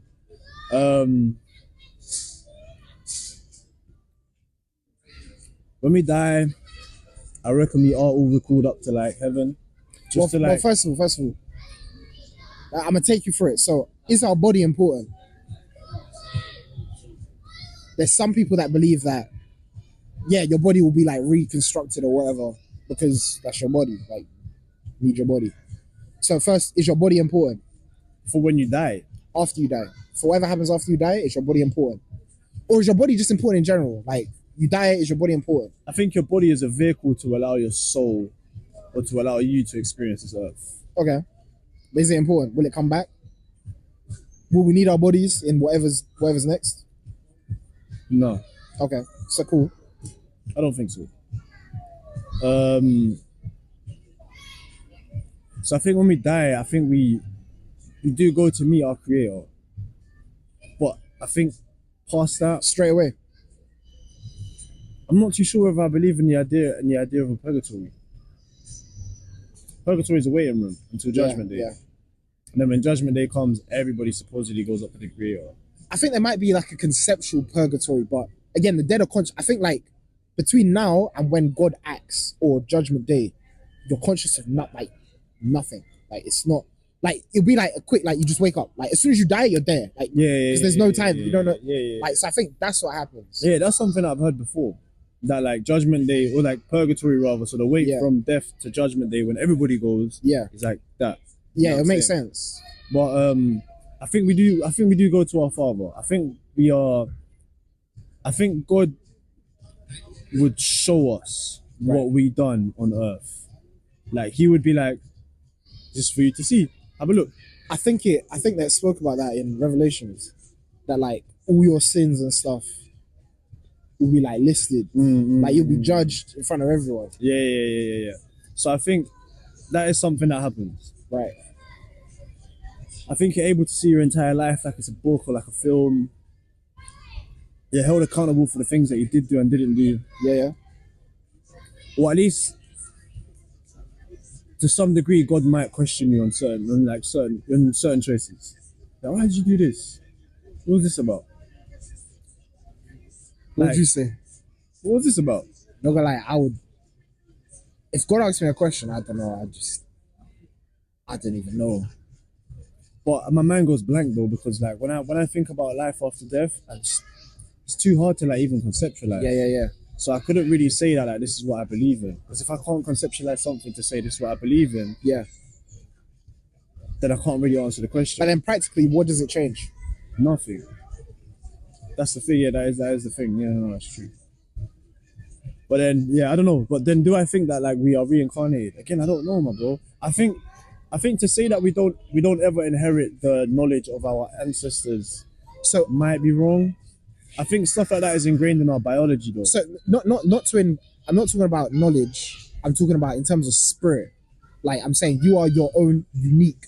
Oh, as in like, yeah. I am somebody from a past life. Yeah, like no, you are. No, yeah, for sure. Yeah. But I feel like I can pull like wisdom and I can pull like things from That's like, my ancestors and stuff like that. But like to say to say that I was somebody before. So let's go back to this, right? Because I feel like people merge this a lot, and I feel like this is really prevalent in Black culture. I think people merge. Wait, so let me tune in with my ancestors. Yes. So people merge that with believing in God. So tell me how you get knowledge from ancestors. Then. I think they are things. I think they're things that are like. I'm not the two in question. Imagine if we got stopped, right? Sure. Imagine. It's like, yo, arrested. Alright, here, look. I don't think.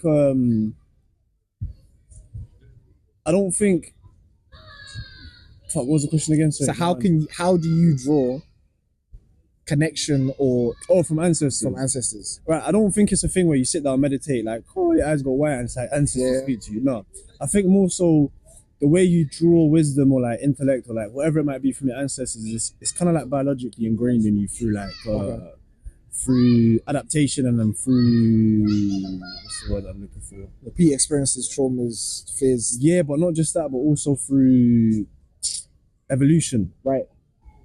Yeah. So the fact that nowadays we know how to start a fire, cultivate food, we know how to like have conversation, we have like complex language, we understand maths, we understand like all that sort of stuff, came as a result of our ancestors experimenting so much and then it being like passed down.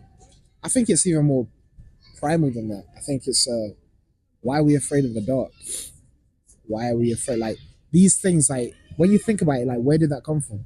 Yeah, but that's what I'm saying. That these things are passed down. Yeah. Like, but it's like that's even more like fundamental than like language or stuff like that. You know what I mean? Yeah. Okay, yeah, that is correct. That is correct. But go on. But I do think a lot of those things are like biologically ingrained. In are you going for the disconnect right now? No. You just thumbs up the camera. You see it? Yeah, I didn't see it still. That's jokes. But I do feel like these things are like biologically ingrained though. Okay. In your understanding. Can you do anything further than that? Yeah. Go on. What do you mean? As in like push those limits? No, as in like get more information or more. Oh, like take in more, like tune in more. Or can you converse with people of past, or can you? I don't know. I don't think so, man. You know how there's like mediums, for example. That's like, let me speak to the dead for you. Yeah. And like they come with like compelling evidence. Yeah. It's like, how did you know that? Yeah. But I don't know how much I believe that though, man. You know what I'm saying? I believe they're doing something. I don't know if it's good. No, I know it's not good. Yeah, it's not good. I don't believe in. It's not good. Yeah. I can tell you for free, it's not good. But like, I don't know how much I believe that you can like sit and talk to your ancestors. Maybe what people deemed as sitting and talking to the ancestors and like taking in information from that stuff was actually just God speaking to them. Yeah. Because in a way, like if there's something you don't know and you need to figure something out and like there's information that's missing from your capacity that like you need to figure out, you don't know how else to do it. Yeah. I wouldn't sit down and be like, let me chat to my ancestors. I'd sit down and be like, let me chat to God. Yeah. But through different cultures, they didn't really have a God that they could sit down and chat to like that. So for them, it was like, let me sit and talk to my ancestors. Right. And So then God would. So they go through a similar process, and who they're actually speaking to is God, but they never had like a defining term for it. And this is something that my cousin believes, that like the reason why Jesus came. So if life is an experience, and you're supposed to experience everything good and bad. I said to him, well then in that case, what was the need for Jesus to come then? So like his argument is that like everybody, when everyone dies, goes to heaven.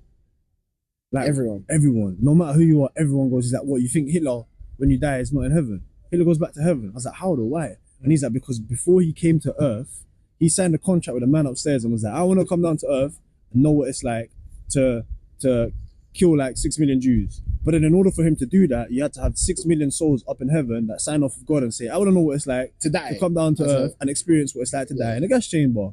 You know what I mean? Or something like this.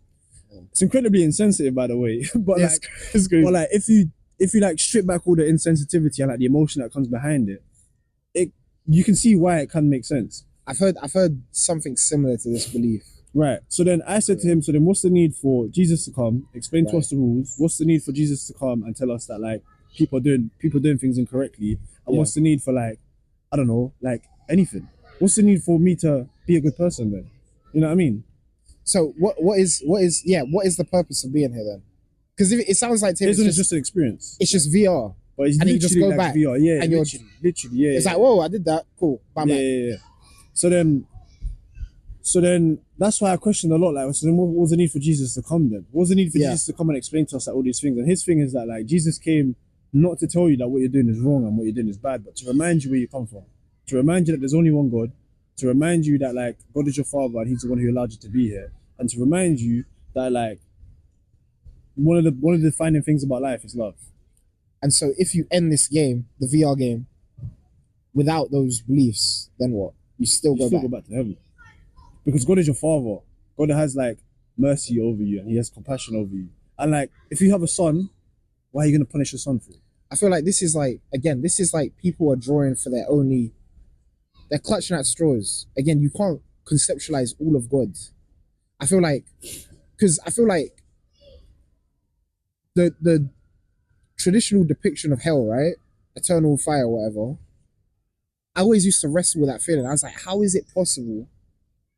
How can God, who's all loving, torture us forever? Forever. So God's not all like, God's not this But you see what I'm saying, right? It's like when people are saying, oh, but God's this, how can it?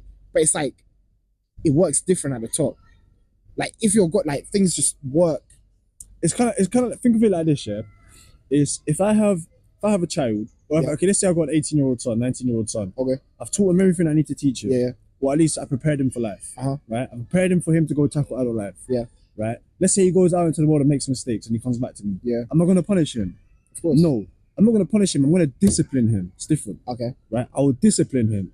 But then, like, whilst he's out there, his punishment is him receiving the consequences of his actions. Okay. So, like, if you chose to go out and do something stupid, well then, face the consequences. Don't come to me and ask me for mercy. I never made you make those choices. Right. You know what I'm saying? So God works in the same way. God don't punish. He just allows you to face the consequences of your actions. But like God is your father. Whenever you need something, whenever you're in need, you go to him and you ask him. Yeah. You know what I'm saying? He gives, he provides. So it's kind of like similar in that way. God is not all loving and just like, and like neither is God just like punishing people for the sake of like punishing them. He just allows you to make choices for you and he lets you live out the experience of those choices or live out the consequences of those choices. And that's what free will is. You know what I'm saying? Because everyone thinks that like, everyone has this question where it's like, is life predetermined? Or is life like really just like a free will thing where I make my own choices and then whatever happens, happens? I think everyone's got a destination. Everyone's destination is the same, right? Death. Yeah. It's the only like destination you ever arrive to. So it's death. But the way you get there is different and unique for everyone. It's a series of like moral decisions and then like facing the consequences of your actions and then compelling yourself to do something next after that. So that's what free will is. Free will is just like you being able to make any choice that you want for yourself, but you have to live out the consequences of your own actions. Free will is really tough because I feel like when you go down the free will rabbit hole, the free will rabbit hole, when you go down the free will rabbit hole, Yeah. I feel like you can get to questions that really challenge God. Like what? So like, let's say you run down, you're like, okay, do we have free will? And it's like, okay, but how did sin exist in the first place? Did we always have free will? I think And so. where did sin come from? Because if it was all perfect, where did that come from? Again, I think the idea of what sin is like very misconstrued nowadays. It's like very like blurry lines. Go for it. So I don't think sin is, Or even the fact that we sin now, because sinning is in our nature. So is that free will on the opposite side? Because now we're more likely to sin because sinning is in our nature now. alright, if you have the option to beat every day and take drugs every day, drink alcohol every day, and do all of that every day, yeah. But if you have the option for that, Okay. yeah, and you do those things every day, Yeah. is that free will? Or is free will being able to say, you know what, today I'm not going to do that, even though I have the accessibility for that, I'm not going to do it. But where I say that sinning is in our nature, it's sort of like, again, this is if you start questioning. It's sort of like saying, okay, you could do crack. It's your free will, whether or not. Yeah. But just because I can do it doesn't mean I have to do it. But then now that's before. But now because sin is in our nature, it's like you being addicted to crack and me saying, okay, it's up to you now. Do you see? It's still free will, but things have changed. If you were to start questioning it. Yeah, but then it's the same thing. Because sin is like, in your nature now. It's in our nature now. yeah, but then the capacity to do good is also in your nature.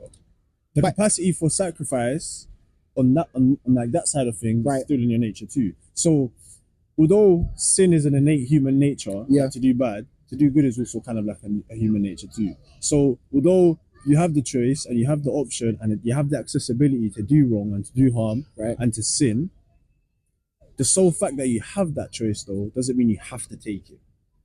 And free will is being able to say, I have the accessibility towards it. I don't feel like doing it. But it's tougher now. Why? Because you've been doing it so long that it becomes an addiction. But just sin. But then that's also a consequence of your choices though. So if you lived your life sinning all the flipping time and you became an addict to sin, whose fault is that? Your fault, bruv. God never told you to do that. You decided to bring that upon yourself. So if you wanna be hands down was it an aggressive Christian like you say? Yeah. Take accountability for your own actions, bro. Yeah. You know what I'm saying? So if you became an addict towards, let's say for example, like harming others, because that's all you did for so long, and like you now find joy in it, or you're addicted to it, yeah, like that's your fault, bro, because you went down that path. And although you have the capacity to not do it, you're gonna find it even tougher to not do it now. I hear you. So it's still free will, but yeah, you're right. It's tougher because now you're an addict to it. But it's still free will though. Like just because you have the accessibility to do it doesn't mean you have to do it. And if you feel like you have to do it, well, you're not free. But we felt like this ever since Adam ate the thing. This put the sin in us. You see what I'm saying? It changed the thing. I don't think Adam's fight was harder afterwards. It didn't put sin in you. It didn't put sin in you. I think it just gave you the capability to sin. It Really? gave you the because I feel like if you left someone in the wild, they're sinning. Why? They are sinning. But is sin objective or is sin subjective? There's objective rules, but then there's subjective breaking of rules. Right. So if let's say maybe example, I'm not that's not fleshed out thought. But so let's say you're left in the wild. Yeah. You have no concept of good or bad. You're beaten off. Right. Okay. And then and you don't know, so you start beating off. Yeah. Yeah. Such a wild example. But you start beating off, yeah. And then let's say for example, like after like a month of just beating off straight, yeah, you feel mad depleted, you feel like poo, like you just you don't feel good. You don't feel good. The consequence of your action indicates that beating off is now a bad thing. So now you know that beating off is bad. Are you then going to continue doing it? If you continue doing it, now you're choosing to this do is bad. trivializing the argument too much. Why is it trivializing the You would argument? still be off. You would still be off and bash and capture and you would. No, you wouldn't. No, okay, look. If man. You would still sin. There's no way you can understand the intricacies. No, you would still commit sin. But you maybe now, like after like experimenting with so many things. Let me give you an easy example, yeah? Let me give you an easy example. Let's say you're in the wild somehow and you know, hunter-gatherer, you set up your farm, you get your wife, you have your kids, boom, all good, right? But you didn't get married. So now you're having premarital sex. So now what? And that's a sin that will never occur to you.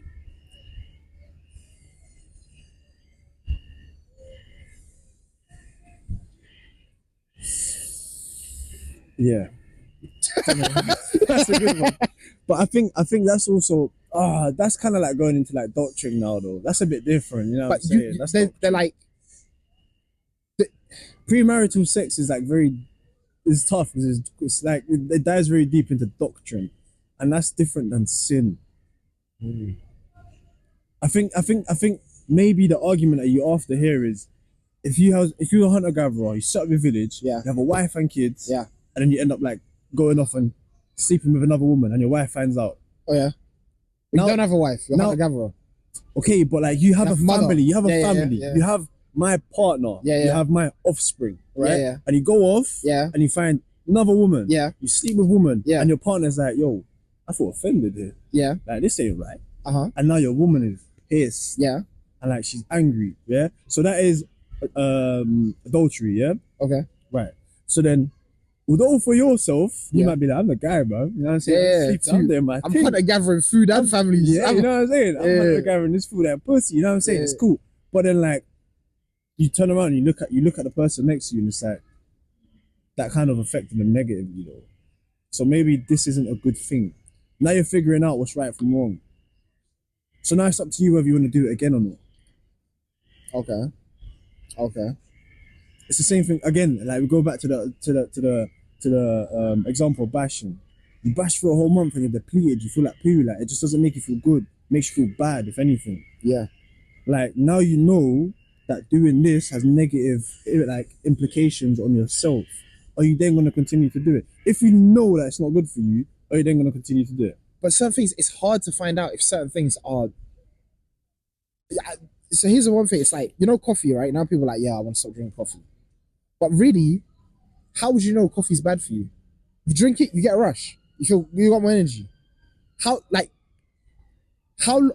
even if you stop drinking coffee, the fact that coffee is bad wouldn't be apparent for a while.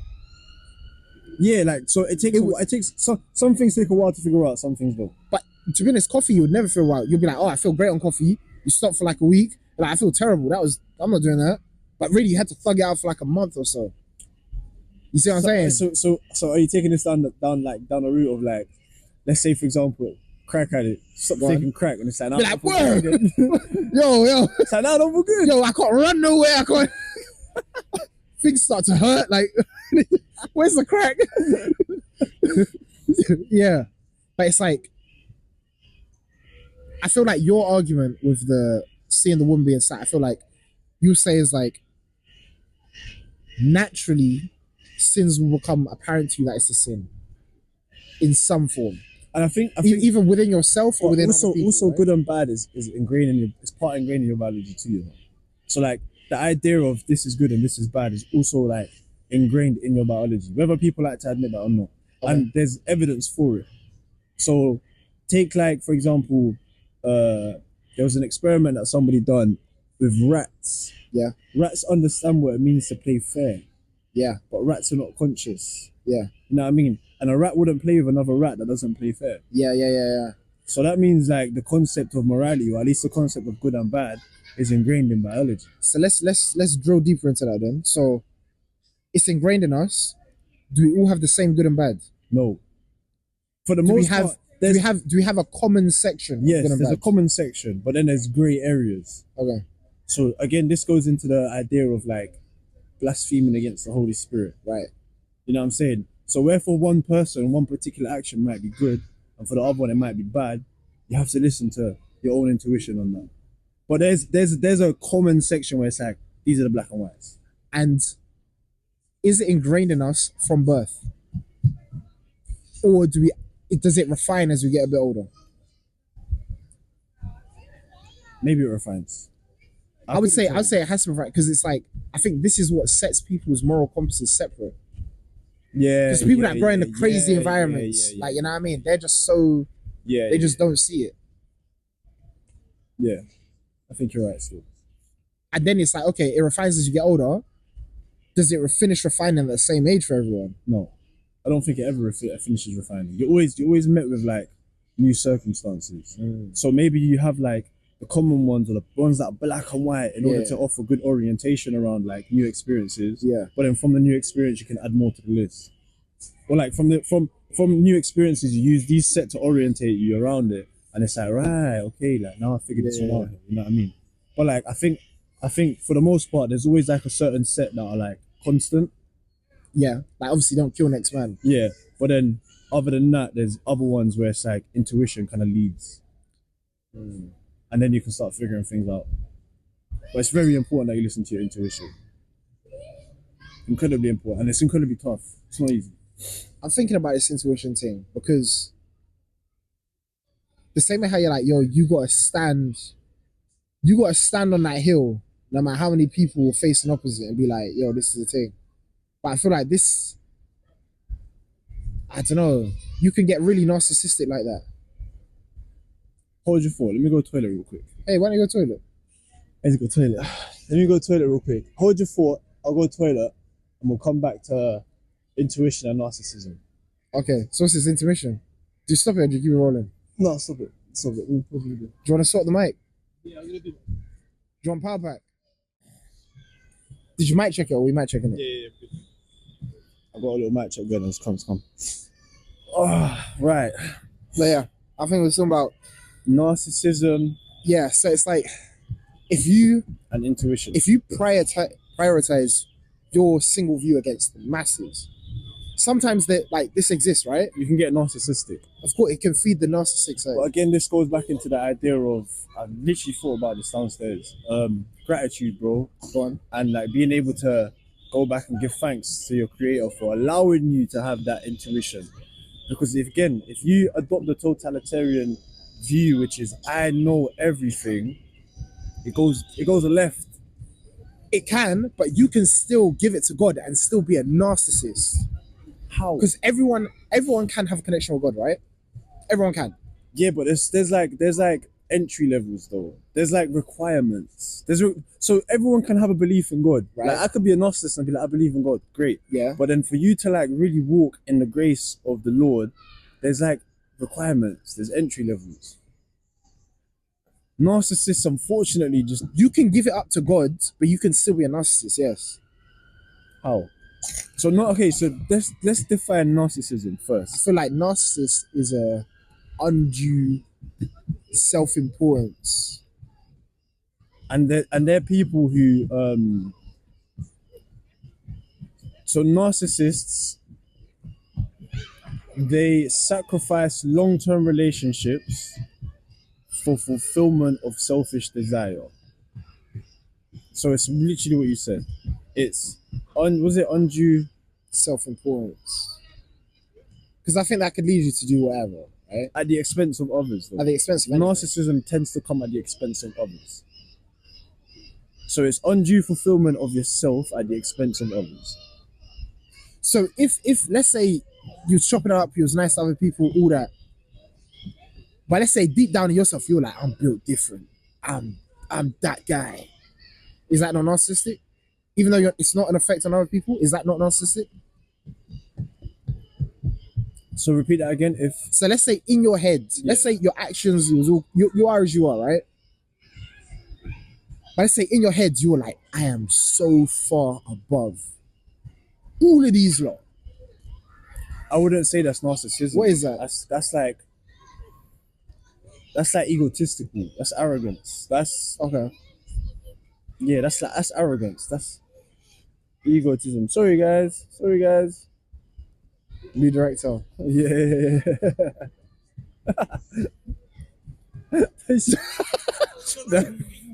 Scary little kids off, man. But I'd say that's arrogance. That's egotism. That's like Okay. So let me rephrase. So I think it feeds that.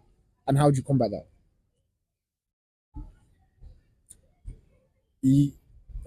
That's a tough one, man. I think that's a spiritual battle in itself, bro. Being able to say that, like, although I listen to my intuition and it gets me like by 9 out of 10 times, Yeah. like I don't have it all figured out, and I have to be able to remember that like this is given to me not because I know it all, but because God gave. But even that can still God feed the did. ego. Because you can be like, God chose me. This is my. But you can't like, and I think on. Especially when it's spiritual. I get what you're saying. You could be like bottom barrel. I'm not saying no one's bottom barrel, but it's like you could be undeveloped spiritually and still believe that you're the guy just because of how the game works. I don't know, man. Everything is like so complexly like intertwined with each other. I don't think you're able to have like that level of like such great intuition and also understanding that like God gives it to you without also being able to have the capacity to think that like you are just this like whilst also not having the capacity to be able to tell yourself that like you're not like this special chosen one, bro. You're just like doing the right things and God's rewarding you. You know what I mean? Because I think if you take what Jesus taught, which is a good tree bears good fruits and cannot bear bad fruits, then like maybe the reason why God's given you all these blessings and like the reason for why like let's say for example you listen to your intuition so well and it plays on you so well and like you're able to give thanks and all that sort of stuff, like that also allows you to serve your community for the better good too. And in serving others, you don't put yourself above them, you put yourself on the same level and give. So then how can then, if you're putting yourself on the same level and give, see yourself as somebody who's greater? Because that always is what happens. It's tough. It's because do you know what it is? Because power corrupts. You see it in everyone. Like on bigger scale, you see it happen with politicians, or smaller scale, you see it happen with like pastors that lead like a fellowship or whatever.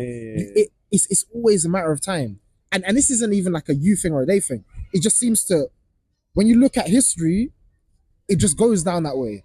People will always lose to it. You know, as soon as they give it an inch, they lose to it. I get what you're saying. And it's tough because you have to be egotistical because you are important.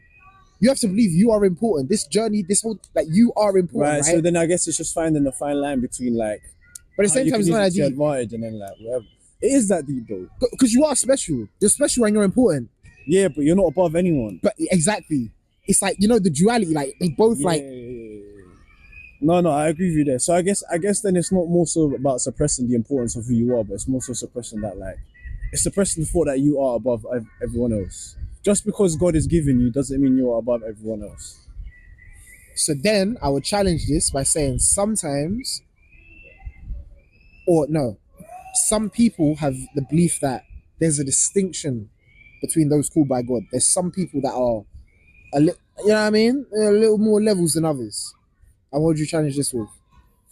So that there's some people that would believe in, some people get really hooked up on the Abrahamic lineage, or like the Jacob, certain lineages in the Bible.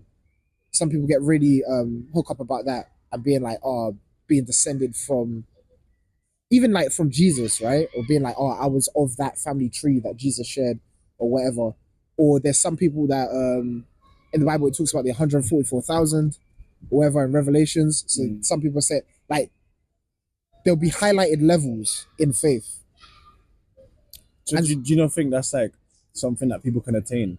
Potentially, but I'm saying rather like than be like inherited through your lineage. You can get it however you get it, but I guess there has to be a bit of an egotistical thing at play, because now you are better than others because you're in a different bracket. You see what I'm saying? Why though? Why are you better than others just because of your lineage? I don't think so. Jesus was the man of, like, he's the archetypal man. Yep. Like, he's the son of God, bro. Yep. But when he came, he said, "I'm not better than anybody else. I serve others. I don't want to be worshipped." Yeah. So like, so if by default you have that mindset because it's like, well, it's my lineage, Are you really doing better than others? And I think it's it's something that Jesus also mentions to one of his disciples, where he was like, those who desire to be the one amongst men is a slave to men. But then those who desire to be greatest, like, is served, or like serves, or whatever it is. So there's a difference, you know what I'm saying? You can aspire to be a great man. Be a great man. But don't do it at the expense of like defeating others. Because the moment you choose to become a great man because you want to be better than others, guys, sorry, like running around over here fucking filming, you know what I mean? Yo, how many kids do you think you could kill? Nah, it's cool, man. But like, I think the moment you desire to be a great man at the expense of defeating others because you want to be number one now, Yeah. bro, when you think about it, you do become a slave to man. Why? Because you're too busy focusing your entire life around defeating other people so that you can be better than them. Whereas aspiring to be a great man isn't about defeating others. It's about being the best version of yourself that you can be. So you become a great I don't know, member of service. Yeah. But I feel like, I don't know, it's really hard to separate the two, right? Because it's like, let's say you're doing all these things for the community, and you're like, right, I really am doing a lot. Even if you stay in the scope of yourself, it's like, yo, I am doing a lot. Like, look at all these people I'm helping. Da-da-da-da. You know what I mean? Yeah, but then the moment you start looking at it as though like I'm doing more than others, that's when you know that's like, right, something needs to change it. Something's got to change it. This can't remain constant in me, because now it's like I'm starting to look at this differently. You know what I mean? You can't. Life, everything's always evolving and everything's always like moving and changing and stuff. Can't stay constant forever. So what do you think someone should do? Let's say, forget about just egotistical. Let's say bigger. Let's say I'm like, yo, I feel like my character's going down a certain path. And let's say you've set up whatever you're setting up. So let's say, you know, spiritually unlock, in your relationships you're unlocked, everything else you're unlocked, but you're like, yo, I got some darkness in my character that's sort of like bubbling. How do you bring that back? What, as in, how do you like? Yeah, how do you reground yourself? How do you humble yourself again? Especially because you was already humble, you came up, you did all these things, you got all these great systems and things like, and now it's coming back. But it's like you've already done that legwork. You know what I mean? You've already got that XP. Now it's like, you can't necessarily go back. How would you say? But it's not going back though if it's a new obstacle that's coming your way. Okay, so what would you recommend to them people? You have to look into like the places you don't want to go into. You have to look into like the areas of your life that you don't want to look into, right? You have to really try to understand why it is that you feel as though there's like aspects of your life, dark areas of your life. It's like something's creeping up and it's not right here. You know what I mean? You have to really try to understand it. Whether you do that like physically or psychologically, it's on you. And I think it's very dependent on the circumstance too. I like the idea personally of like letting go. So like, let's say you built up like this charity or something, but you run it. So you're the face of the charity or whatever, and you're doing all these good things for the people, this and the third. You're employing people, you're helping like, but now it's like it's getting to you. Well, can you step away? Can you just leave it all? That's a good one too. You know what I mean? I think and I think stepping away with a lot is important. Like, even if like, yo, if you need this, anything, if you need this job, if you need this yard, if you need this whip, can you step away? Yeah. Can you leave it? I never saw that side of it. Like, but if that's one of the answers that you get from really reflecting, then yeah, 100%. That's a very good way of looking at it. So. Yeah, I feel like, because it's like the truth is in what you can't leave. You know, if you can't leave it, that says a lot. Or it's like if you can't question someone, that says a lot. Or if you can't, like, what you can't do says a lot.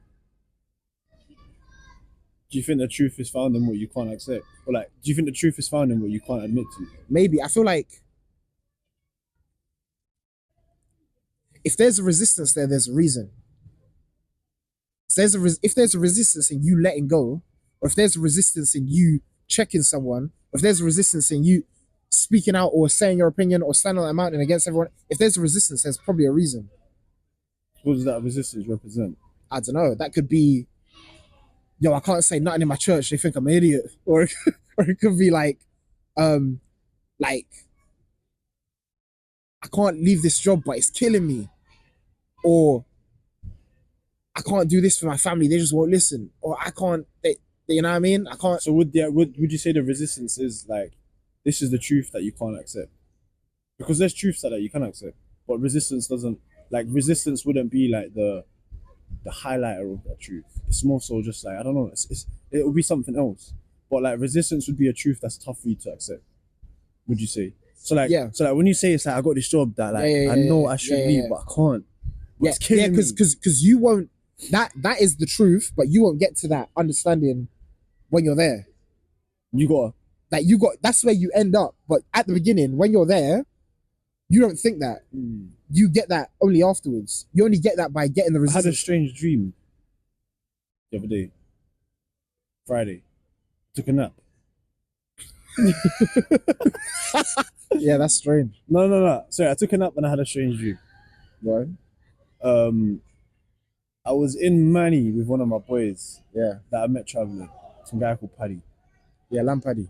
But in the street, so in the stream, I distinctly, for some reason, I can't, bro, my dreams are so strange, man. But anyways, I was Manny. So I was in Manny, I was at a door, and for some reason, when I looked down at myself, I was in like Joe Rogan's body. It's a kinky thing. Bro, it's crazy. Like my physical body was like Rogan's body at this point in time. I knock on the door, a guy opens the door and it's one of Paddy's boys. And because I was who I was, he was like, oh yeah, come in, bro, come in. So I walked in, and like I walked into basically what was the back of a van, and they've converted this like a Luton van, and they've converted this Luton van into like a little like home. So this is where somebody just like kind of like lives and chills and hangs out. And then when I've got into this van, that's when like I've kind of just gone back to who I was again. It's like, oh, it's Juancho now. Like I look at myself, it's me again. So that to me, in that moment, I knew that like the only reason why I was let in was because of like who this person thought I was. You know what I'm saying? And then when I was there, we was all chilling, but I was just sitting like in the corner, just kind of like quiet to myself. And then Paddy came, and I was like, oh yeah, what you saying, my bro? You were good. But Paddy looked different. Paddy was like skinhead. Like he's obviously got like long curly hair and a beard, but Paddy was skinhead, like military, kind of like military, a little bit clean shaven. He was like kind of wham. And then we was just all chilling, and I remember I sat down, Paddy was sat next to me, and we was just chopping it up, like me and Paddy, and then like he was also talking to his boys and shit. And then like one of his boys got a call, and he's like, oh, what? Like what, really? Like what? No, it can't be. All right, cool, we're coming. And then Paddy's like, oh man, one of my guys got into beef, but we got to like go find these guys, innit? And I was like, all right, cool, I'll come with. And then I was like, I'll come with. And Paddy turned around to me, he's like, nah, stay in it. This ain't you, bro. He's like, stay. Like, this ain't your about. He's like, you're not about it, stay. And then in that moment, I was like, oh. Do you think he said that because you weren't in Rogan's body no more? I think he said that because I've never been one to like just willingly go to confront something. Okay. You know what I'm saying? I've never been like, when I was prior to how I am now, I was never one to like willingly confront a conflict, a moral conflict. You know what I mean? I just let it pass. So he was like, nah, man. He's like, this ain't you, bro. It's like, it's cool. It's fair, man. You can just sit here and wait. You know what I mean? Like, we'll come back, bro. Can't just wait for us, innit? Yeah. You know what I'm saying? And then in that moment, I kind of stood for a sec, and I was like, should I just sit here and wait then? And I was like, nah, I'm going, bro. Yeah. I was like, that's not me. This is my call to adventure. I'm going. You know what I'm saying? So I was like, I'm coming. He's like, all right, cool. Say nothing. So then me and him have left now, yeah? So me and Paddy are walking. It's just me and Paddy. His boys have gone elsewhere to go find these guys, but me and Paddy are walking. So we're walking around, we're trying to find these guys, and there's like some people walking down the road, and we're looking, and Paddy's like, no, it's not them. And then walking, get to another bit, and like, it's just me and Paddy, but then like a group of like 5-6 youths are just coming out of one's place. And as soon as I seen them, I just bust a U-turn, yeah? And bro, Paddy grabbed me, like, boom, like just grabbed me, you know what I'm saying, and swung me around. Didn't say nothing to me. He just grabbed me and swung me around. And bro, I've never felt like, in that moment, I remember thinking to myself, I ain't ever felt anybody like just grab me and spin me to confront something like that ever before in my life. And then as soon as he done that, let's get it cracking, fam. So me and Paddy started scrapping these youths, bro. And we're just whamming them in. And bro, I'll be honest with you, in all my dreams, whenever I have like a conflict with someone, whenever I'm trying to fight, whenever I'm trying to like, you can't fight. I can't. I'll throw a punch and it's like, my hand just like folds and it's like pillow hands. Like I'll try to bang someone and as hard as I try to bang it, it's like I'm just like poking them, like very lightly. You know what I mean? It's like nothing. Have this. You know what I'm saying? Like I'll swing as hard as I can. It's like nothing. You know what I'm saying? Nothing. It's like and it's like instead it's that, bro. So it's like you're really trying to go at it, but it's nothing. But then in this particular moment, bro, we're having it, fam. And it's like me and Paddy against like 6 youths and we're just fucking them up, bro. Yeah. And I remember there was one more youth left, and like for some reason I just jiu-jitsu brain kicked in, got him in a rear naked, but he's throwing up everywhere, fam. I was just choking him up, throwing up everywhere. And after that I was like, wow, I never knew I had that in me, you know what I mean? But then after that, I can't remember what happened, but we've gone back to the Luton van and that's when everyone was like, oh, this youth's about it, you know? Yeah, he's a cool guy. That's when everyone was like, all right, cool, now we accept you, not because of who we thought you were, but because of who like your actions have defined you to be. And then I woke up and then the whole thing, I was just like, wow, like, that was quite strange, fam. Like that dream like was odd because I felt like in a way that was like a calling to confront the necessary things in life. Like, I look at dreams as like they are. I look at dreams as though sometimes they like try to tell us things. It's like your subconscious talking to you. I don't like. There's some dreams where it's like it's just a dream. It's just like maybe. Just I had a dream with you one time. Fragmented part. Really? Yeah. What was the dream? We both had speedboats. And like, you know, like the dock. Yeah. I think we was back and we was like, yo, let's race. And I was like, I'm not losing this race. And then I was like, yeah, on the speedboat, innit? And then like, I think you passed the finish line first. Or I don't know, there was like some finish line. And then like, you know how you have the wooden boards? Yeah. I just kept going and I crashed and died. But really? that was the end of the dream. Fair enough. It's like a 1 minute dream. Interesting. But yeah, I don't know what weight I put in dreams. Some dreams have more weight than others. But the max weight dream is your subconscious telling you something. That's what you're saying. Yeah. So like I took that as like it's time again to start like confronting necessary aspects of your life and not shying away from certain shit. You know what I mean? Like there's a call to adventure and there's something that you need to like battle within yourself and overcome.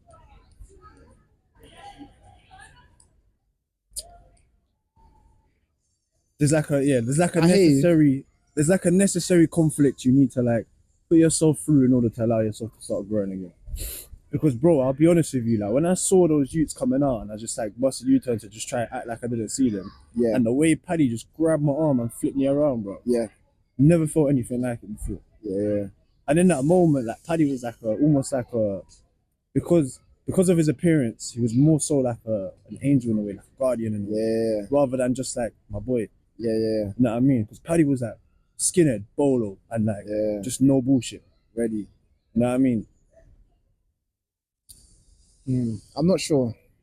But I can't remember why I went into the stream, but because I feel like again, I just feel like it's a dangerous path. There's a lot of dreams from if you start reading dreams, you can go down the other side. I think you have to look at how you have to again, this is the whole point about like figuring shit out for yourself, is that when you have a particular moment like that, for example, this dream, I can go on the internet and be like, oh, what does a dream about conflict mean? And the internet can tell me 100 different things. But then out of those 100 things, like 100 of them might not actually be what it's supposed to be for me.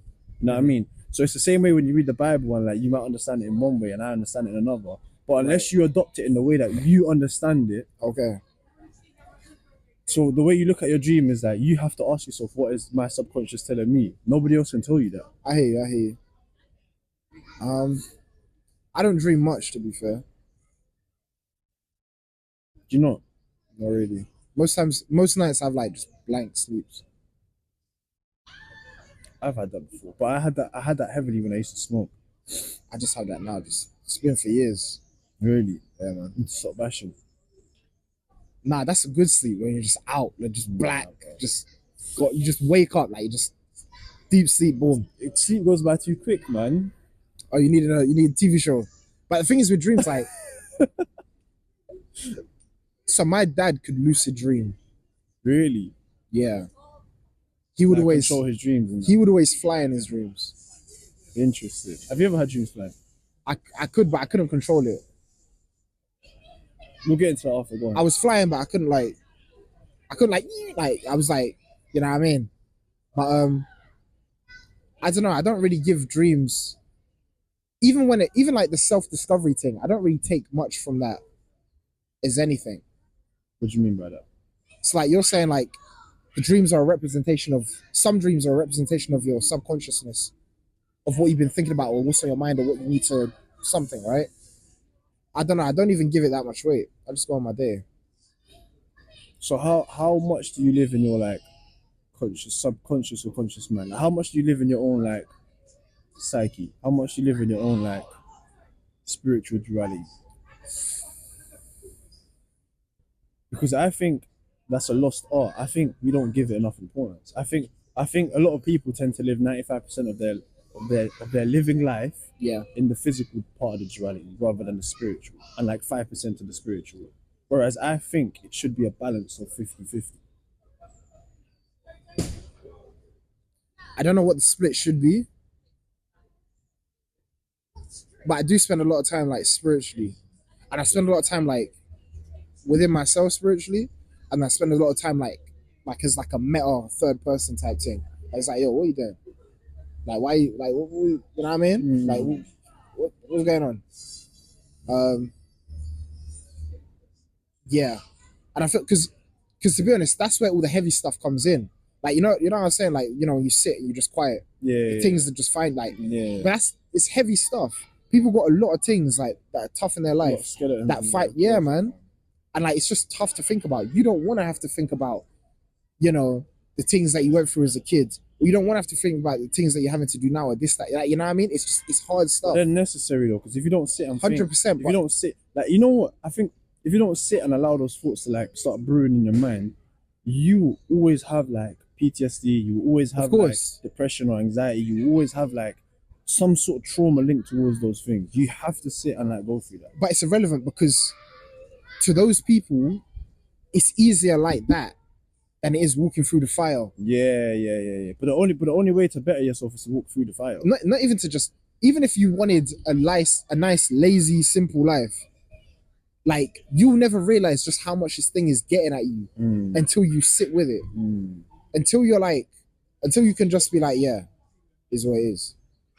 Or until you can look at it as just like as a memory with no emotion. Do you feel like you can ever get to the point where you've dusted all the skeletons in your closet? Or do you feel like there will always be like a corner of that closet that you've never touched and that will surface? Or do you, sorry, let me go for it. Ask that question a little bit more. Do you think you can ever get to a point where you dust all the skeletons in your closet? Yeah. Or are there always bones to be found?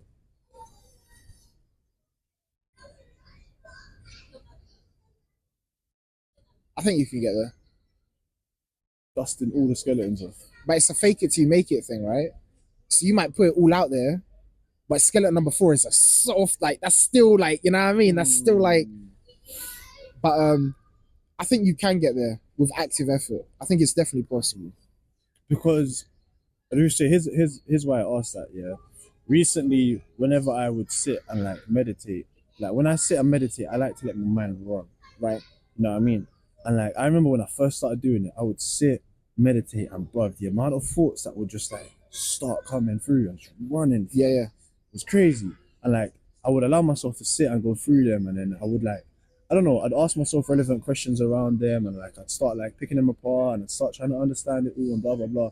And it got to a point where like, I feel like I dusted off quite a few skeletons in my closet. And then recently, when I've been sitting down and meditating, I'll sit and I'll just like observe and let my thoughts like ponder, just like, I'll let my thoughts run. But like, I wouldn't really get much. You know what I mean? Like I'd sit and it's like I wouldn't be dusting. I wouldn't feel like I'm dusting off skeletons. I'd feel like I'm just like going through like real time thoughts, and the real time thoughts wouldn't be skeletons in my closet. They'd just be like any random real. So the question is, it's sort of like if someone had like a book or a movie to all your memories. Obviously, there'll be things that like you're like yeah, yeah, but in general, you're okay with anyone finding anything, in the general sense. yeah. As in, like, if I asked you, what do you have to hide? Is there something that comes to mind? Maybe. Is there? So if I say, what do you have to hide? Does something come to mind? Because I would say that is your skeleton. Right. And it's like how much weight you put on that. If I can say, what do you have to hide? And then you can put it out there and you're good, then I'd say, I'd say you're good.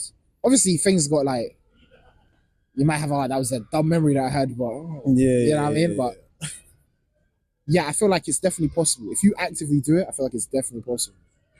But I feel like you're further along than like most people. Maybe.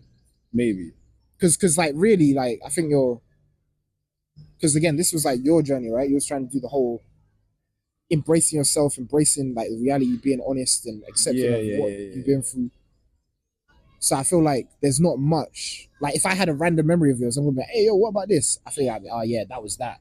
I feel like you're more further along. Like I'm not perfect. I think there's still like one or two skeletons in my closet that I've addressed internally. Right. But externally, I don't know if I would. Ever? Maybe. But just maybe not right now. Yeah. But like there's skeletons internally that I've addressed, and it's like I now know why I went down that particular route, and I now know why I done what I done. But then and like I understand it all, and I myself am comfortable with it. But I think true comfortability also comes from being able to address it externally. And I don't know if that's something that I'm particularly able to do at the moment. But then sorry, the reason why I asked this though was because I would meditate and like just try to observe my thoughts, but nothing would really run. And then one day when I was like, I think on Friday, when I was at work driving around in the van, I like to like the first like 3 hours of my shift just drive around in silence. Because I like to also observe my thoughts while I'm driving. Yeah. And then like something just like started popping into my head and I just started running with it. And this was along the lines of like why I picked certain relationships over others and like what that had to do with like the example that I had in front of me with my parents and like why I guess that made me the way that I was. I'm not even realizing that until that particular moment. Yeah. And that's like, like why now though? You know what I mean? Like why is this bone all of a sudden just falling out of the closet now when I would sit and meditate and try to observe and nothing would happen? But I guess everything comes in its own time. It does. Because just because you're pulling up blanks don't mean you're done. Like you can be like, yo, you still got, you know what I mean? Yeah. But yeah, I think 100%, and just again, most people just aren't willing to do it because it's tough. Like, would you want to tell like a victim like, hey yo, think about that thing? Yeah. Like it's kind of really hard to morally recommend it, but it's like low key, like you do have to confront these things. No, high key, you have to confront these things. No, yeah, for sure. Like, cause you gotta break the shackles. I feel like when you can reveal it externally, then you're fully done. Yeah. I say, does it count if you do it internally? Maybe. Nah, it should do. Nah, don't say that. Don't say that just for the sake of like getting a pass. Yeah. Yeah. I think it should do if. Again, it's like the reason behind stuff, right? So if you think there's a difference between not saying it and wanting it secret. Right. You know what I mean? So I feel like if you're like, I've addressed it with myself, but no one's finding this out. That's a different story between I've dealt with it as me is what it is. But let's say if you was questioned about it, you wouldn't lie. Like if someone happened to ask you about X and that was relevant to it. Like you could say it. Yeah. Like you wouldn't lie to duck and dive, or like it would be. It's feasible for you to go into it, but you're not actively going into it. Right. Yeah, I can kind of see why. I can see that. I don't know. I feel like some things maybe I'm still in a bit of progress on, but yeah, no one's perfect though, man. Yeah. No one's perfect. Hey, bro, I remember you said. Oh damn! You know what? Whenever someone said, "I remember you said," I always freeze. I'm like, I said a lot. I said a lot. Yo, it can really. Like, this is in the changing room after jiu-jitsu, and you was like, "Oh, I got some questions I want to ask you." So in my head, I was just kind of thinking, like, what questions? I don't know. I forgot. You said that you might have, but is there anything that like you might want to ask? Now that we're sat here and we've got like, I guess a bit more time to discuss. Was there anything that you ever wanted to ask me, or like, is there anything that you want to ask? Do you know what it is? Because like sometimes we be talking, and I'm like, oh yeah, we'll come back to that. Yeah, but then don't. Yeah, always forget.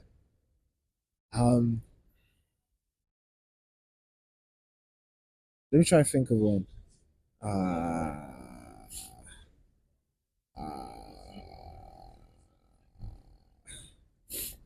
Now it's coming to mind. Did you ever think, like when you was a young kid, maybe not young kid, like when you was like 13, 14, 15, right, in secondary school,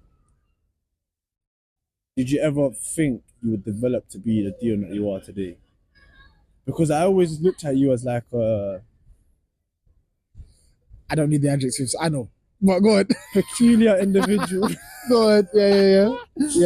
But then I also did think to myself though, like, especially now I look back and I also do think to myself that like, although you was quite a peculiar individual, you very much remained very true to your own nature though. Yeah. Like you never really like shied away from like just doing what you wanted to do.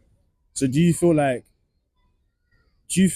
one, that aided you very well in the development of your character to who you are now, and two, do you feel like the Dion you was back then would have ever thought you would be the Dion that you are now? So we're talking about like 10 years ago, right? Damn.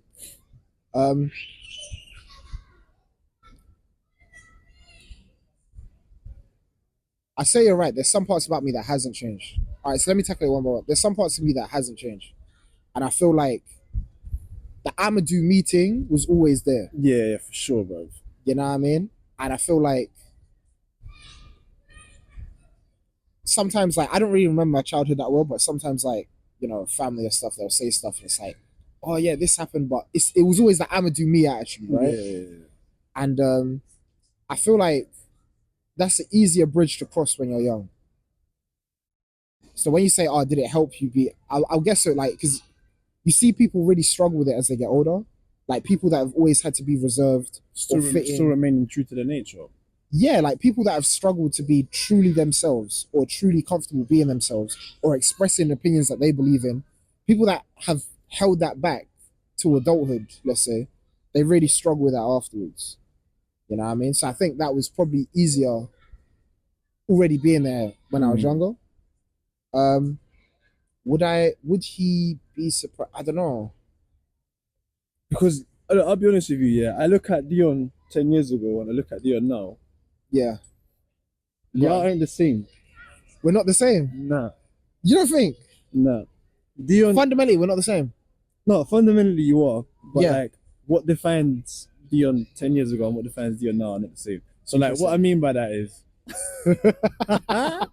Go ahead. 10 years ago, Dion would have like done some crazy shit. Dion still would do that. I done some crazy things but anyway, go ahead. But yeah, I don't know if I can like explicitly say them on camera though, innit? I don't know how good you're edited. I don't know. But like, bro, 10 years ago, Dion, like, I remember, bro, you remember further maths and people told Joanne, don't sit next to Dion, bro. That's right, Joe. I even met someone who knew me back in the day, like when I was like around that age, like 15. And then obviously I rock up to them, like, yo. And then they're like, is that you? And I was like, yeah. I was like, yeah. They're like, oh my gosh, you look completely different. Back in the day, you were a menace. I was like, raw, like, but I don't know, like, maybe I don't know. There could be an argument. I feel like the core of me is still me. Yeah. But like, yeah, I think there was probably a refinement thing going on. Yeah. Yeah, there's definitely. I don't see you doing the same things that you would have done back then. When people told Joanne, don't sit next to Dion because But a lot of that was unfounded. I don't see like any of that, like you doing any of that today. Or am I wrong? No. You're definitely. No, you're definitely right. I don't know. There is like a refinement process, or like even sometimes like I wouldn't be in certain sports that I used to be when I was younger. Like I wouldn't be like doing certain things or like you know what I mean. Like I wouldn't be in certain places with certain people or like stuff like that. I feel like naturally you refine as you get older. But I think I don't know. Would they be proud? I'm not sure. Maybe and maybe not. I feel like if we was having like a real convo, like if I was speaking like to myself 10 years ago, Yeah. I was having a real convo, I feel like they would be grilling me. They'd be grilling you. Yeah, man. Really? Do you think it'd be the other way around? Well, I wouldn't be grilling them. They'll be grilling me. They'll be like, You changed, bro. they'll be, nah, not even. It'll just be like, Yeah, you a pussy now. it would just be like, because not gonna lie, if I think about the type of things that I was saying that I'm gonna do in 10 years time, 10 years ago, I think I flopped. So I think they'll be Really? grilling me on that. Okay, so 10 years ago, looking at yourself now. Sorry, dear. So 10 years ago, looking at 10 myself years ago, now, Dion, looking at yourself now, what would you have told yourself that you would have done? not gonna lie,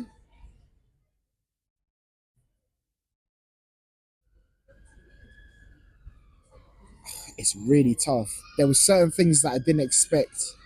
So if I explain to them what life is like now, right, and then I would be speaking, I don't think they ever would have expected certain things to go like how it went with like certain family. Right. Okay. And I think even some decisions that I've made with like those family members, I think they'll be like, nah, but I think there'll be like a purer, more innocent side to me. Right. There'll be like a soft side, like, nah, like, come on, like, that's family, you got it, da, da, da, da. And I'll be like, nah, like, you know what I mean? Yeah. And I feel like, I don't know, maybe that might shake me back. But yeah, certain things where it's like, yeah, I don't want to say the light is gone, but I think I'll definitely have a more understanding perspective if I spoke to myself back then, you know? But yeah, it's an interesting one. What do you think you and your 10 year ago self would say? How old would I have been? 15. Who's pressing who? I'm pressing them. Okay. I'm pressing them. And the reason why I'm pressing them, bro, is because I never had that same like individuality as you did. Okay. I never saw myself as like I'ma just do me and not care what anybody else thinks. So what did you do? Or what went through your head when you did something? Like, probably is this the easier choice and I don't feel scared doing this? One, Right. and like people pleasing. Right. Oh, like I've come to terms with this as much as I possibly can, but like I was a massive people pleaser, bro. Right. Like I did things to please others and I did things to look good. But like I might have did things to like make myself look good. Yeah. You know what I mean? 10 years ago, how far away are you from shaking that?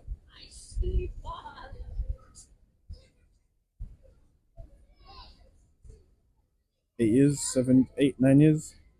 Bro, I stopped people pleasing like fairly recent. Like real people pleasing fairly recent. Yeah.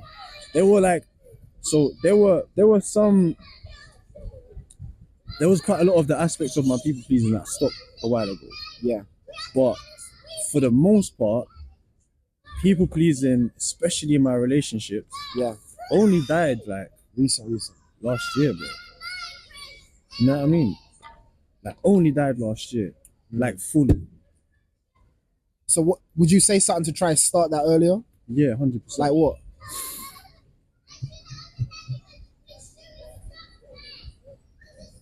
Think twice about why you do certain things. Like really ask yourself, why am I doing this? That would work.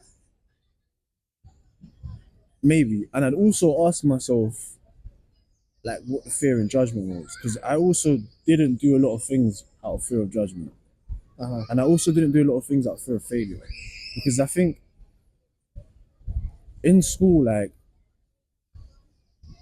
when everyone was like, "Oh, you're so good at maths," like whatever, like you're so good at this, and then like I was always like, but okay, so this I'm not really explaining it correctly, but like when I was younger and growing up, I always found that like I was very good at a lot of the things that I'd done, like above average, but I never excel in any particular field. So most things that I'd pick up very quickly, and like I'd be very good at it. But then I'd have a fear of like taking it to the next level in case I failed. Right. And then there were many things other than those things that I do and pick up very quickly, where it's like I don't know if I should do that because I'm scared of failing even from the very beginning. So I wouldn't just do it. I'd avoid it. But I really wanted to do it. So I would tell myself, be more adventurous, like really think twice about why you're gonna do a certain thing. And like I'd ask myself, like, what's the fear and judgment? Like what are you so scared about failing for? Like what are you so scared about looking bad? And like what are you so scared about like getting things wrong? Because I was always like good at maths and I always got things right. I was always like top set in everything. So it's like meant I was getting everything right. So like the thought of not getting things right and failing really scared me, bro. Like really scared me. So that's why like I would always do things to like make sure I was always looking good, make sure that I was always looking smart, make sure that I was like, I don't know, like always excelling. Yeah. You know what I mean? And I think a lot of that did come down to people pleasing too. I do things to like please others. And like I said to you, that stopped last year, or like maybe beginning of last year, December even, beginning of this year. Yeah. Because I finally understood what it meant to just do things for the sake of doing it. And like I finally understood what it meant to like fail. You know what I mean? Like what failure brings and what it gives. And it's not embarrassment. Although certain things like can be a bit embarrassing, it's like that's like the least of it. It's like everyone's got their that's you know like what the I mean? Least of it. But it's like you being able to fail, like the liberation that, you know what I mean? It's like wasn't that deep. Yeah, it wasn't that deep. And then what you gain from it is like way better. Yeah. You know what I mean? You gain like so much more experience, knowledge, wisdom, and like progression, fam. So yeah, like if I sat down like 10 years ago myself, I'd be grilling them. And I'd be like, yo, bro, you need to fix up real quick and like do the things that you genuinely want to do and stop people pleasing. Stop doing things for the sake of like seeking, what was it? Validation. Just do it because you're gonna do it. Who cares? Like whether you look good or bad doing it. And like start developing your character from now. Rather than waiting to develop your character later. And like stop developing your character based on how other people see you. Yeah. Like really like break the glass ceiling. Like think everything for yourself. Yeah. Probably say to my like start working out like proper. Yeah, man. I'm like, bro, you still can't run nowhere. Like you can't jog, so. Bro. And you know what? I reckon I would have told myself 10 years ago to pick up a martial art. Bro, listen. If I was doing this, not gonna lie, nah, I'd be different. I think with my kids, I'm definitely making them do a martial art. Yeah, they don't have a choice. It's not even like, oh, you're just a super. It's like, no, they don't have a choice. Yeah. You can choose which one you want to do. Yeah. You gotta do something. Yeah. Or you're paying rent or you're going. Like I'm 5 years old. Nah, look, this is not a game. Like again, it's like you have to. Yeah. It's like, because not gonna lie, that's the only regret that I have with jiu-jitsu, you know. It's like, oh, I should have just started earlier. Yeah. That's the only thing that comes to mind. It's like, oh, I should have started. Because like I was juggling the thought for like, why? I was juggling like, because I wanted to get back into it. I was juggling it for ages, like maybe like a year or two between like starting a martial art. All that time I could have just started. Should have just done it. But I think it does take a while. Again, doing things for the sake of just wanting to do it. It takes a while to overcome the hurdle of like, I'm shit at this and I'm probably gonna embarrass myself. Yeah. But bro, listen, your first session, my first session, we're not the same. My first session, I was tired, bro. I was sitting on the bench taking my ass pump, like, you know what I mean? Like, it was like nuts. Yeah, but bro, like,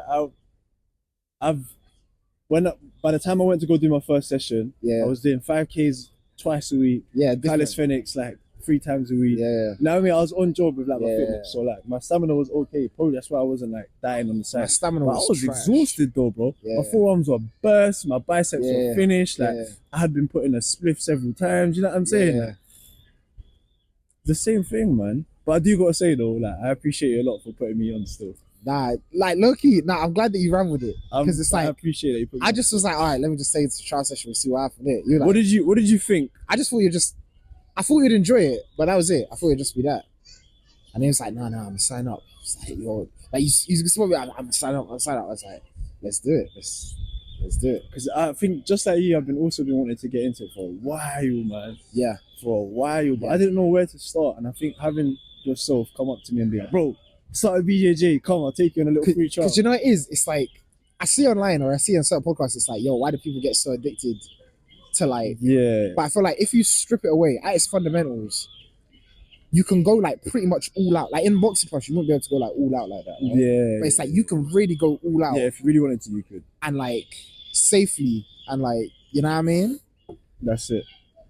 And That's yeah, it. I think that's just really healthy. You know what I mean? But striking next though.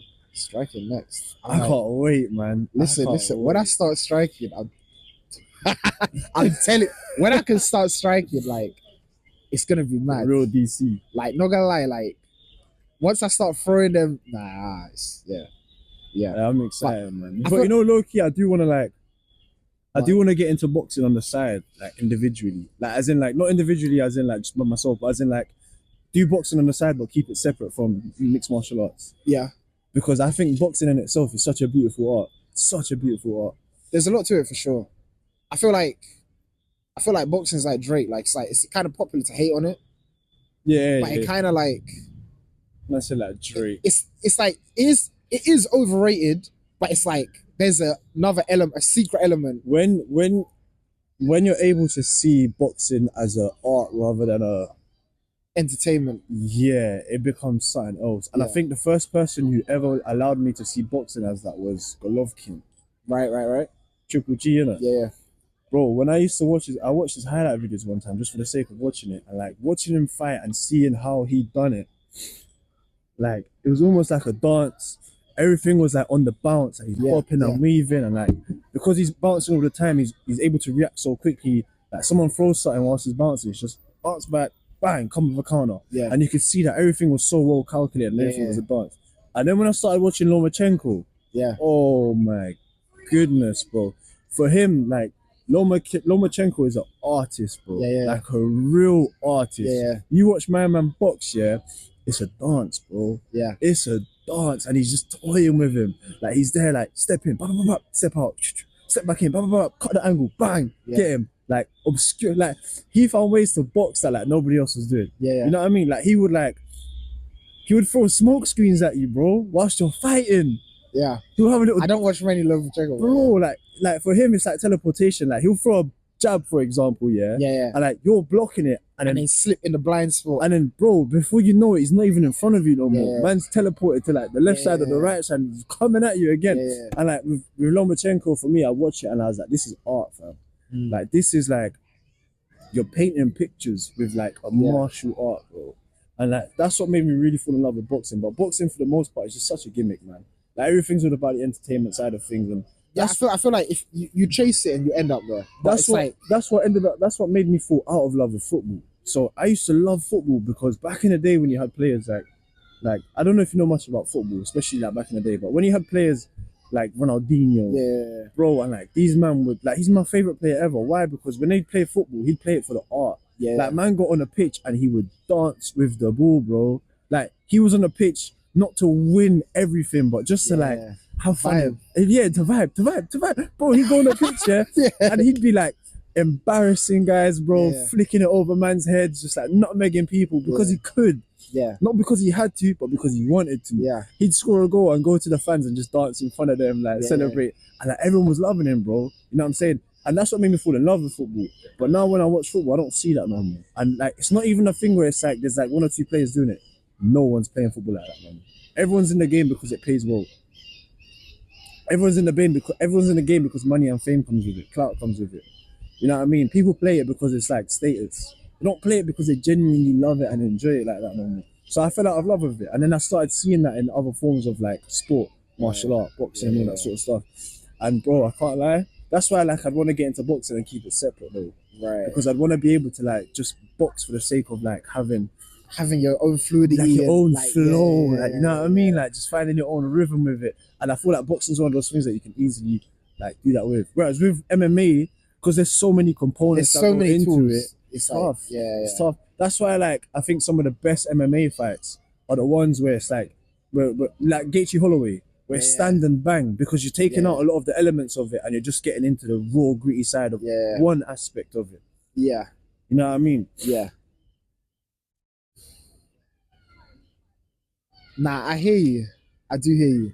And it's like what we said about leveling up. It's like, bro, it's like you can really be that guy. Yeah. If you want to. Yeah. Just go practice. Go do it. Like, you know what I mean? Like, go do it. You can be that guy. Like you can be that guy. Like, yeah. And again, I don't want to get into the whole comparing yourself to everyone else, but you can really be on a whole compared to yourself. In a few years, you can be on a completely different level. Yeah. You know what I mean? I'd love to be, man. I'd love to be. Like, I think to myself that like in order to get there, you really got to push your limits. Yeah. And I sit down and I think about pushing my limits. I get excited. Yeah. That's why, like, not gonna lie, like, I just thought it was just so hype. Because it was like, it was just the build up, it was everything. It was like, and it's like, just gotta lock in, just gotta go. And it just comes together. Like, it's like, that's lit. You know what I mean? Like, that's lit. That's lit. Yeah, it's yeah. I feel like these are easy highs of life that not everyone has, but everyone could have. Yeah. You know what I mean? Because I feel like there's certain highs of life that like you probably won't be able to experience. Like, you're not gonna be able to. Imagine if you made an album that everyone's listening to. Imagine if you made Thriller, and like, you know, you're performing on stage, 100,000 people, this and the third. Like, you know what I mean? Facts.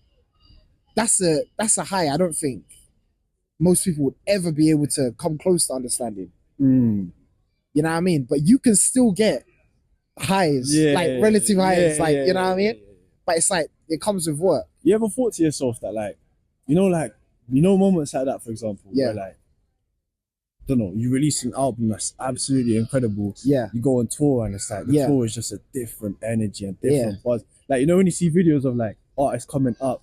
Yeah. And it's like, and it's just there, and you can feel that moment. Yeah, and it's just like, do you ever feel that as though like there's a part of you that, do you ever feel as though like there's gonna be a part of you that's meant for that? Or there's gonna be a time in your life where that's gonna be for you? For like an extreme high. Something like that. Something that's just like, do you ever feel that?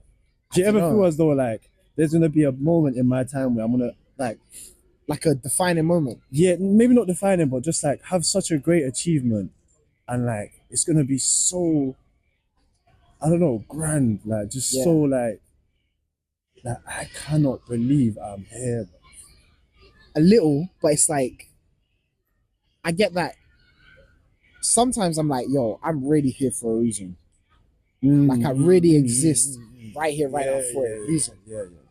But then the humility is like, my entire life, everything I'm going through right now, everything, like all your experiences, the culmination of everything to make you who you are right now, could just be to pass the torch to someone else.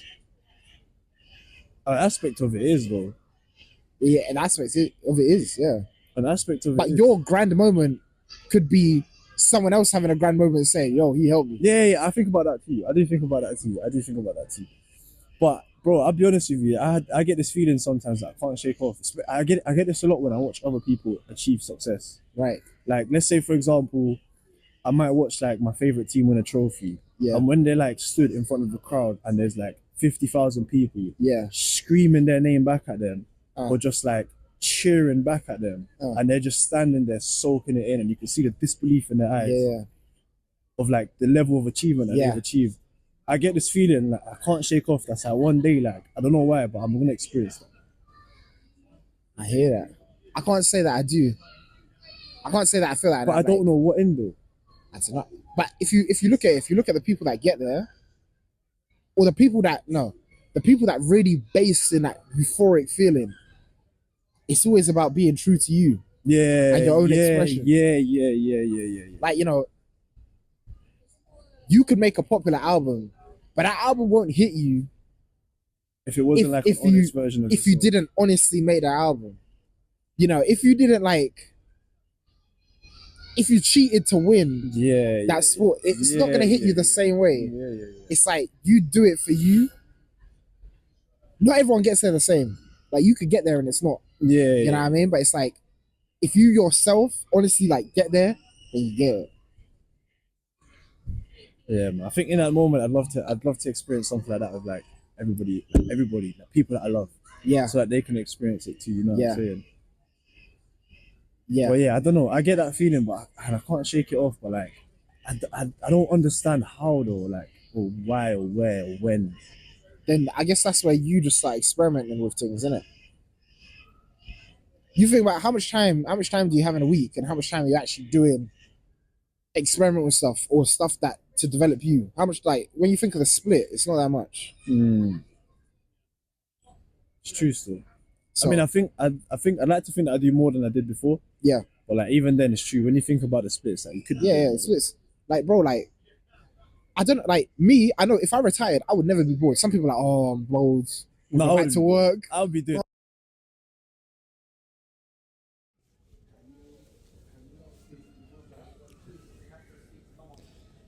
Alright, cool. So I remember I did say in a previous video, this won't be the first time, innit? Well, I didn't really learn from my mistakes this time around either. So this time it wasn't a mic that died, but it was my phone, my camera that died. So unfortunately the conversation got cut short. However though, it was only the last 10 minutes of the conversation, innit? So it's been a while since that conversation happened, as you can tell. My hair is very long. So I don't necessarily remember the exact details of what we were speaking about. Which is fine, I get it, but hopefully from here on forward this won't happen again. Yeah, so I do apologize, but under that same breath I also did still want to put this out because there were so many things that me and Dion spoke about that I just feel like it would not do it justice if I didn't give the whole 3.5 hours to you guys, you know what I mean? Because it was only 10 minutes really and truly that we missed out at the end. But yeah, man, I think at the very end I just said a few words about Dion, just basically thanking him. So I'll use this opportunity now to, you know, put it on camera. But yeah, just bro, thank you for jumping on the video with me and sitting down and taking your time out of your day to have a conversation and challenge each other about ideas and also come together about us, a few others, and just kind of build upon that and cement that. So yeah, really appreciate it, man, and I look forward to doing a part 2 with you and maybe with some other people too, and just seeing how interesting it can get. But yeah, man, for now, unfortunately, this is just how it's gonna have to be. So again, guys, I apologize. I'm still learning the ropes here a little bit. I'm trying to learn from my mistakes, but yeah, hopefully from here on forward this shouldn't really happen anymore. So deuces, that was issue 12. Hope you guys enjoyed it.